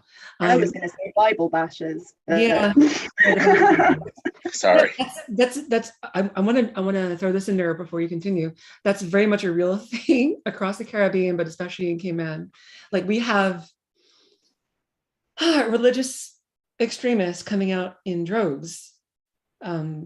So we are easily outnumbered, as in activists in our community, easily outnumbered by these religious extremists who will, have no shame in making flyers and videos and social media posts, and even going on the news, lambasting about all these things with such a deeply religious, through a deeply religious lens. So yeah, it's very much a huge obstacle. Like I still remember every single time something bad happens in Cayman, the first thing they say is, that's what happens when you bring the gays here. Like they said, like if there was an earthquake early 2020 that happened here, they said the same thing about that. When COVID started, they said the same thing about that. When we almost had tsunami warnings, they said the same thing about that. Like they love to blame it on one thing, trying to turn people against anything LGBTQ, but then they love to throw around to say, oh, they attack younger kids so they can mess with their minds so that they can be more of allies or whatever. But then they're doing the same thing, and it just doesn't make sense at all. That they're clearly being hypocrites, but they don't like to call on themselves. They like to call on others. So how do you see all of this affecting others around your age in the community? Well, I mean, I was saying before, no, I'm just remembering what I was saying. For what I know from like a lot of kids who are queer, and they just they don't say, they're not out, and obviously that would be eating up inside them, and they can't be their true proper selves. And for what I know is that they just stay down, do whatever they have to do, because they urgently want to leave this island. Yeah. As in, none of them want to stay because they know, because they know within themselves that Cayman's not really going to change. I mean, obviously we want the change, but it's not happening fast enough. So they'll just do whatever they have to leave, and then they can properly express themselves. Which, to me, I can understand that, because low key I'm trying to do the same thing as well. But why can't they just be their full selves here? And yes, it's obvious their parents would give them crap because of it, but then it would say that maybe the kids would have to stay the way they are, as stay downplayed. But then why can't their parents change? But no, because because they're older, they obviously know more, which just craps me. But yeah, I want to lend some more context to that as well. So 2 points I want to make. First of all, I hate using this expression, but I have to. When I was your age, I mean, this is like 20 years ago. I was in the same situation. I was just coming to terms with my own sexuality, and never mind gender identity, because that came later. But and you know, I was coming to terms with the realization that Cayman wasn't for me. I didn't feel safe there. Didn't feel accepted there. I still don't. But that's exactly what compelled me to leave as well. You know, I went to pursue my education in London, found myself back in Cayman, and left again to go pursue my more education in the US. I never wanted to stay in Cayman, you know, and I found myself, this is a much longer story, but I'll touch on it for a moment. I found myself stuck in Cayman and just had to make the best of it, which is what led to the birth of Colors Caribbean. But it's just sad to me that 20 years later, it's still what's happening with our youth. And yeah, I mean, members of our own Colors Youth Program, as you've already talked about, Ioli, are now looking to leave Cayman as well, because even with our organization, even with the work that we're doing, they still don't feel supported. They still don't feel safe. And this is after we sat down face to face with our own premier and brought to his attention a list of issues that the youth themselves put together about what they want to see, what kind of change they want to see happen, not just in a national level, but on a scholastic level in their own schools. Simple things like gender neutral bathrooms, like using pronouns, like you mentioned earlier, Zara. We brought this to his attention, and we've seen no change since then. And we were trying for months to follow up, and we finally got a follow-up meeting a few weeks ago. But even then, it's just kicking the can down the road. So I can see why our youth are discouraged. And I don't know if you can speak to any of that. If your own students have experienced something like that, and what they've done to overcome it. Yeah, so this is interesting to me, because I feel like I'm in a strange position as a UK-based student to feel like this is very similar to my story.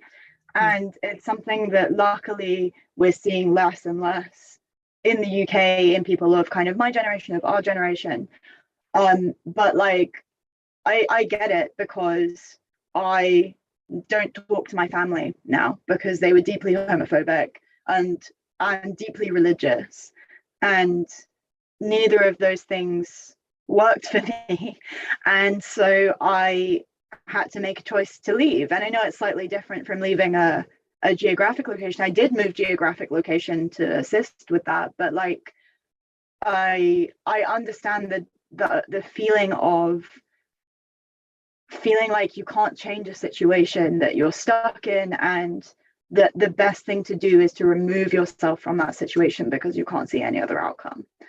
And like I have been lucky in that I found solace in my LGBT communities, both at the University of Edinburgh, and I'm very involved with the LGBT community, and in particular the kind of drag and trans community in Edinburgh as a city. And that's where my best friends are. That's where my chosen family is. That's who I spend all my time with, because I didn't have that in my own family, and I needed to escape that.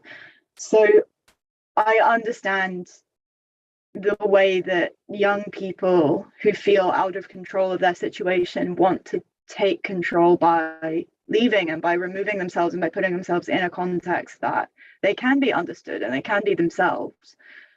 I, having kind of been there myself, I don't want to make the argument that no, they should all stay here, because if it's something that is harmful to your mental health, it's harmful to your life, and especially in countries that are so homophobic, like it can be even an issue of kind of safety and all of this to be very visibly out. And so I don't want to kind of sit here as someone that isn't in that context and say, no, they should all be staying and fighting for their rights where they are, because if that isn't safe or feasible for them, like, and they can go somewhere else where that will be helpful, I think that's great. But on the other hand, like, work needs to be done to make the young people not feel like this. And the responsibility, like having young voices be heard, is so important. I think it's so good that you are actively kind of asking the youth what they want, what they need, what would make them feel safe, and trying to get that out there. So there is this kind of element of changing hearts and minds, and starting with the young people, because like I think it is reassuring to hear that some small changes are being made in terms of attitudes within young people, seeing kind of gay-straight alliances in schools and that, because it will be the young people eventually that are leading the country and being in positions of power and all this, who may be more likely to change things.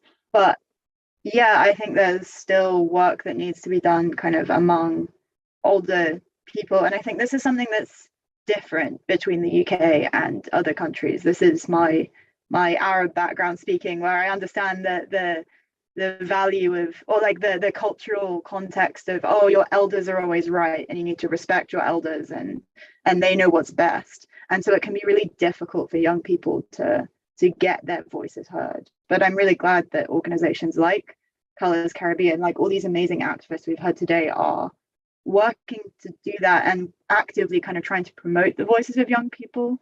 So like, as much as on a personal level, if people feel like they need to make changes in their own life that make them safer and make them more comfortable, like that's okay. But also it just kind of goes to show that there are these systematic changes that need to happen, and it's going to happen slowly. I think in the UK, we don't have this culture of, or like less so these days, of kind of your elders are always right and you have to respect your elders. So it can be a lot easier. We see like amazing activism work from our students at the University of Edinburgh, from our young people in schools, kind of petitioning for these things, going out on the streets and demanding these things, going to the chairs of the universities and demanding these things that will help to accommodate them. And sometimes they work, a lot of the time they don't, but I think it's about trying, right? Sorry, I feel like that wasn't very optimistic, but it's realistic though. You have to try, and it would be disingenuous for me to say that the success rate is that great. It's not, but you have, like you said, you have to try. And yeah, I'm not sure what else to say to that. So where to go with this then? It's just, I will say for our part. Oh, sorry, I was going to say, I know that Jonathan is from Northern Ireland, and they are a slightly more religious community than most of the rest of the UK in general. So I'm not sure if like Jonathan has anything specifically in that context to add, but I don't know. Yeah. Northern Ireland. Yeah, it's pretty white, but there's a lot of that religion, a lot of those Bible thumpers. Yeah, it's you know it's many more years behind the UK in how it views religion and liberty and sexuality and gender, and I I just wanted to get away as well. Like it was we had this Section 28 law where when I was at school, and I didn't know any gay people, let alone any bi people or queer people or trans people or asexual people. I didn't know anyone, so I couldn't see any role models. I couldn't see anyone that I might be like. So Colours Caribbean is fantastic. That exists, that there are people there. So thank you, Bea, and everyone you work with. Yeah, thank you as well. Remind me, was it 2020 that Northern Ireland legalized same-sex marriage? Yeah, they didn't even really legalize it. It was like the Northern Irish government couldn't agree on governing for like a few years. So the UK government was making lots of the decisions. So the UK government said, okay, we're just going to make it so that equal marriage exists in Northern Ireland, and tough. And they tried to get back together in time to stop it. They really did. They tried to get back together just to stop it, but just too late. Yeah, it's interesting. It's like I don't know enough about the political parties in Cayman or other Caribbean islands, but certainly it's very partitioned on religion, and if you're in a minority, then if you're not straight or white in Northern Ireland, then it's much more of a struggle. And if you're a person of color and LGBTQIA plus, then you're even more marginalized. So yeah, but I was delighted to learn a year ago that my former school has a group society for diversity, whether I don't remember exactly if it's exclusively LGBTQIA plus, but or wider than that, with because I know there are various schools across Scotland, I know better, that have a variety of sort of diverse groups for young people. One of those groups we've worked with is a little place called Kirkcaldy, and they have their network, their society has a Twitter account, and they put stuff up in the UK. It's LGBT plus History Month, and they're always really active, putting up tweets every day, having assemblies. So while there are these groups in Scotland and in Northern Ireland, at least one, and if one of them is doing it, one of the others doing it at least. There's still lots of bullying, lots of name calling, lots of discrimination and bigotry, and it's there's still lots of mental health issues and suicidal thoughts, and while it's we say people see the UK as having all these laws that are better, yes, but actually on the ground, young people are still struggling, still want to get away, still want to move to the big cities because it's safer, because there are more people like that, they can see more people like them. So yeah, that would be the point I'd make in Northern Ireland and versus the University of Edinburgh and what the sort of attractions, I suppose. Yeah, I was going to say that I'm a little bit envious of Northern Ireland because, as you just pointed out, how the UK basically forced equal marriage. I mean, same-sex marriage legalization on them, because we need them to take that kind of action in the Caribbean, right? We've been saying that this whole time. So clearly they have their priorities, but we've already discussed that ad nauseum. But I hear what you're saying. You know, even with or without legal recognition of same-sex marriage, we still have all these issues affecting our youth, and they're like tertiary, right, to all these other issues, which is so disappointing. But I'm going to bring this back to you before we finish off, Ioli, because I was saying earlier that we brought all these concerns and desires, what have you, to the attention of our own premier in the Cayman Islands that just got brushed aside.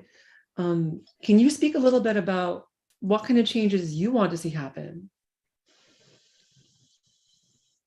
You do remember sitting with the premier? I mean, we had an hour-long discussion with him about all of this. So. Oh no, I remember. Just yeah. I'm just trying to think because there's so much. Oh my God. Well, for me personally, I honestly just want there to be like a center, like or like where, like in the I think Billy, you said that you're starting one, a center. If you said that, I'm not sure if that was just me in my dreams or. Census? Sorry? A census, you mean? No, a center. Oh, a center. Oh, yeah. Yes. We're, I'm not sure how much I can talk about that, but we're talking to a developer about seeking out a spot, and they're just looking for us to supply like the plans essentially, but it's underway. But then, like, if it's not that, then honestly, I just would prefer it to be taught in schools, because although yes, the homophobic assholes would say that the gays would specifically go to kids and try to implant their ideas into their minds. Although they say that, it is true. That is how it would work the best way. So although, yes, it would more or less sound not right, I just want it to be taught in schools, so that maybe, say one kid takes it to their parents and maybe they can have a better understanding. Because I mean, that's what happened for me. Because then, like, it's because I know my parents were pretty homophobic, but now they've slowly gotten more of a better understanding to it, mostly because I would just tell them about all the different things and how it actually affects and hurts people. So not even just it being taught for like the kids, but maybe even for like the teachers themselves. So it could they could also have a much better understanding. And like the first way it goes throughout the kids, then maybe we could deal with the adults eventually. Because like as what Zara said, the children are the future. So it wouldn't make more sense. Absolutely. I think that's such an important point, because like it's something we're also seeing in the UK. Like people are trying to get LGBT like inclusive sex education, or like more comprehensive like examples of same-sex families, or like, I don't know, just it being talked about. And it's something that's received so much backlash. And I think one of the really important things that like I still end up having conversations with like older people in the UK about like that. I think when people talk about kind of like talking about LGBT issues in schools, one of the things that especially older people get really uncomfortable about is like they assume it's just about sex, and like they assume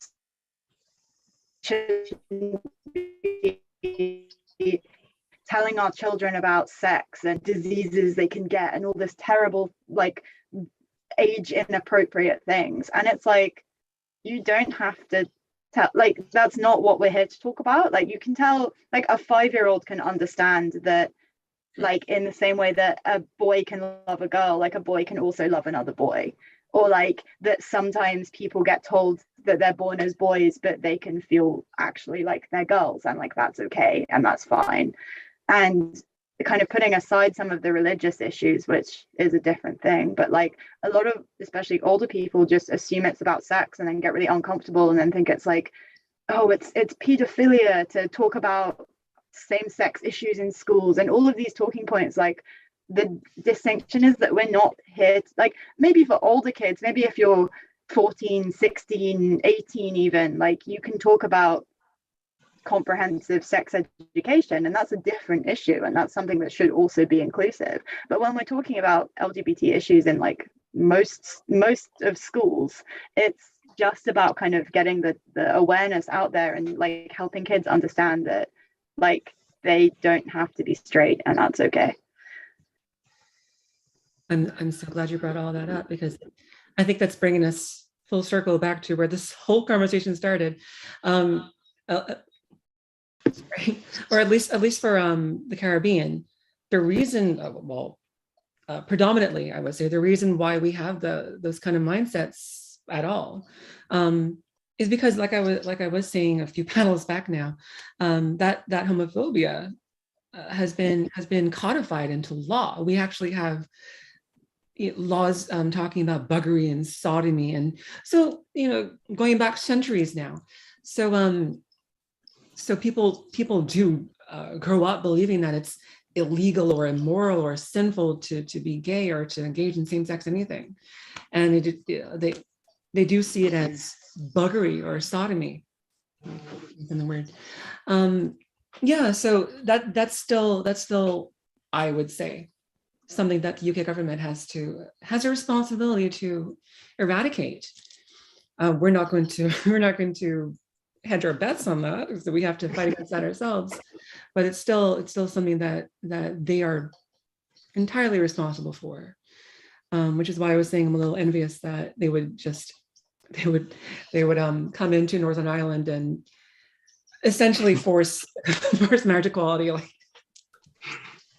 Like, I wish we were that lucky, right? Apparently the trick is having a non-functional government. Yeah. I mean, it's still the bare minimum, but it's something. It's a bit like all of the Caribbean except Cayman having equal marriage, and them going, okay, we give up. Just you're doing it. So it's not quite like. It would be great, but it's only because all the rest of them have it and have had it for ages, and everyone's fine with it. That's the only reason they were able to get away with it. Well, that's more relevant to what we were talking about earlier, but we're not quite there yet anyway. We're still pushing for marriage equality. We have civil partnerships legalized, thanks in part to the work of our own organization. But yeah, we're still. It's been, I think yesterday, it's been over a year now since this case has gone to Privy Council in the UK, and we've heard nothing about. They've not come to a decision with regards to marriage equality in the Cayman Islands or Bermuda. So it's still not even. I don't think there's any jurisdiction in the Caribbean has legal same-sex marriage. There were comments coming in about cartoons and TV representation and that entertainment, and I'm very much into sport and lots of different sports. So that made me think in terms of entertainment. That something that we have quite a lot of here is inclusive sports groups. So maybe that's like I wondered what Aoli thought of that, if that's something that you have. or if that's something that you think would be a good thing, and maybe somebody who's listening or could consider starting that up, whether that's a group where you participate in, or whether that's a fan group, like we have football fan groups of clubs that are official, that are for LGBTQIA plus supporters of their club. So yeah, wondered what Ailey thought about that. Wait, I'm sorry, what was the question? What you thought about having like an inclusive sports group, like a, I would love that, honestly. Honestly, for me, I would love that, because I'm a huge sports person. But like for others, that would also be like a good way to like, oh God, what's the word? Damn it, I forgot what the word was.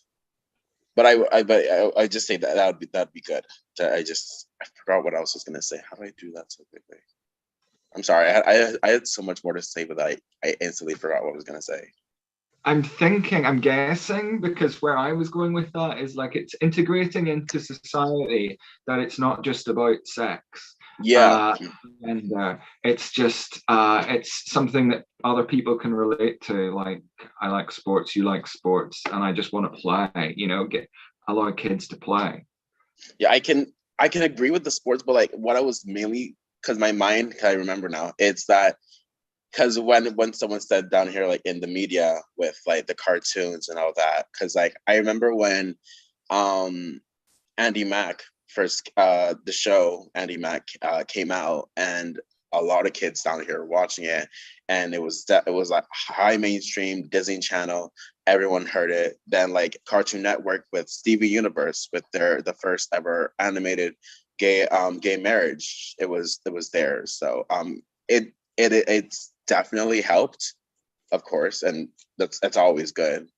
But then there are ways it can go the opposite way, where it's and by that I do mean like, because I can see Billy with the face and the movement structure. By that I do mean like there are shows where who just they purposely do it, and yeah, this span is not really to talk about that, but it is also somewhat of an important topic, if that makes sense, or was I just rambling? No, you're not just rambling. You're making sense. And just I'm still processing all of that. Yeah, it reminds me of the point I was going to make earlier, but I neglected to bring it up about I'm not even sure how relevant it is now. But speaking about representation in media and everything, I think maybe this is what you're alluding to, Yoli, about how it can backfire, because a lot of the representation, I've been going for hours now. A lot of the representation we do see in media with anything queer is often very, what's the word for it? Very white, very whitewashed. And I can see that not being an issue for a lot of the US, the UK, but for the Caribbean, it's still, it kind of perpetuates that narrative that it's something foreign or something other, that it doesn't belong to us.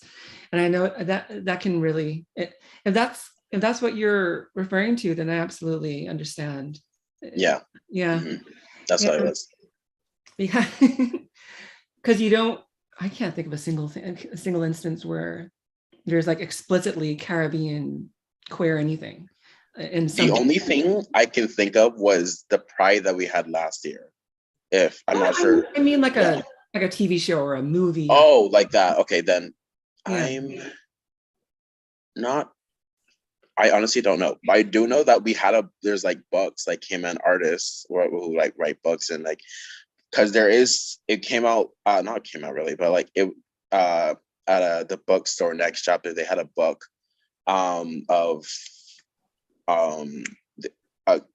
it was brief. It was next to nothing in it, but though it's still not enough. A book about what though? Sorry? A book about what?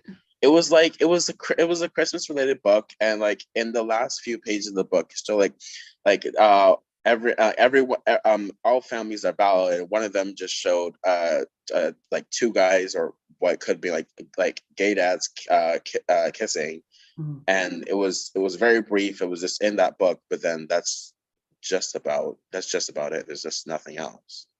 Right. But it was done by a Cayman author, which, I mean, obviously, yeah, that's great, but. I need to track that down then. That does sound interesting. I know we're about to finish off, but I want to say one more thing, which I'm baffled why I didn't bring this up earlier. But I doubt you know this, Sarah or Jonathan or anyone over in the UK or that side of the pond. But we're big on our music over here in the Caribbean. You know, we got dancehall, reggae, soca, all that.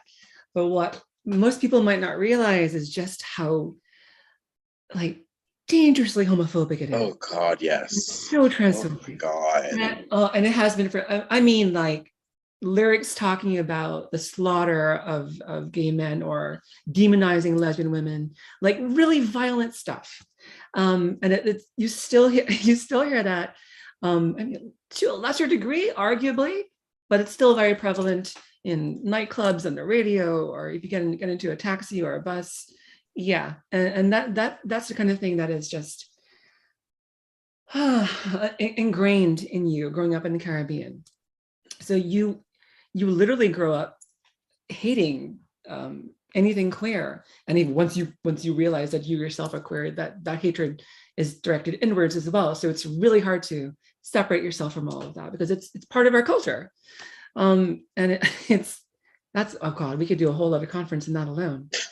But it has such a tremendous effect culturally and financially because we are so big on our music and our dance and everything, but it's so steeped in homophobia and transphobia.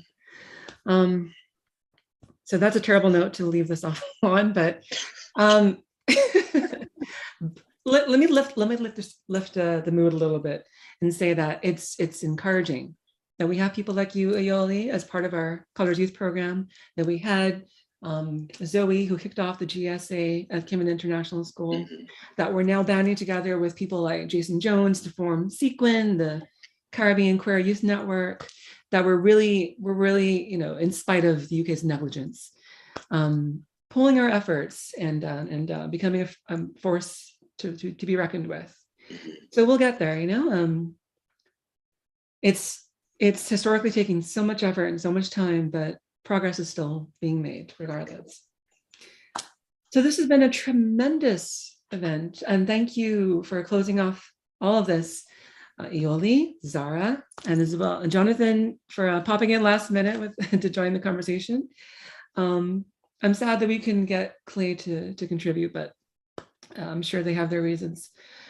So with that, I want to thank everyone, not just the panelists, but our attendees as well, for being part of this, for making history with us, this LGBT plus History Month. I am now going to take a very long nap, and I wish you all the best. Solidarity to all of you all over the world. And stay visibly strong. Any parting words from you, Zara or Jonathan or Ayoli? I just want to say thank you so much, Bee, for inviting us. Like, it's been so inspirational hearing something kind of that's normally so out with our own context, but kind of hearing the similarities and the differences and the struggles and like, yeah, I've really enjoyed being part of this. I'm sure I can speak for Jonathan and say that he's really enjoyed being part of this too. And we're definitely going to like take some of these back to our own members, to our own students, and have some of these discussions and see how we can help. So thank you so much for inviting us. And I'll be following closely for future events. Thank you so much again. Really appreciate you all being here. Oh, I just wanted to like, sorry. I also would like also to say thanks for like, obviously just being here. It's just like, it's really good to know that like, there's like other people like off our little rock who just want to see like change everywhere, like not like mainly in the Caribbean, but just everywhere. Like it's really uplifting, and just that it's like the very small speckle of a light in like an endless area of darkness. It's, although it is small, but it can grow, and I'm just really happy for that. Also, like our president / coordinator, Soleil, wanted to be here, but she had prior arrangements. But yeah. All right, thank you so much again. Just going to close off everything here now. All right, and with that, we have concluded our multi-regional roundtable, the first of its kind. I'm off video again. So yeah, I wish you all well. Solidarity with each and every one of you, and enjoy your weekend. This is Billie Bryan signing off for Colors Caribbean.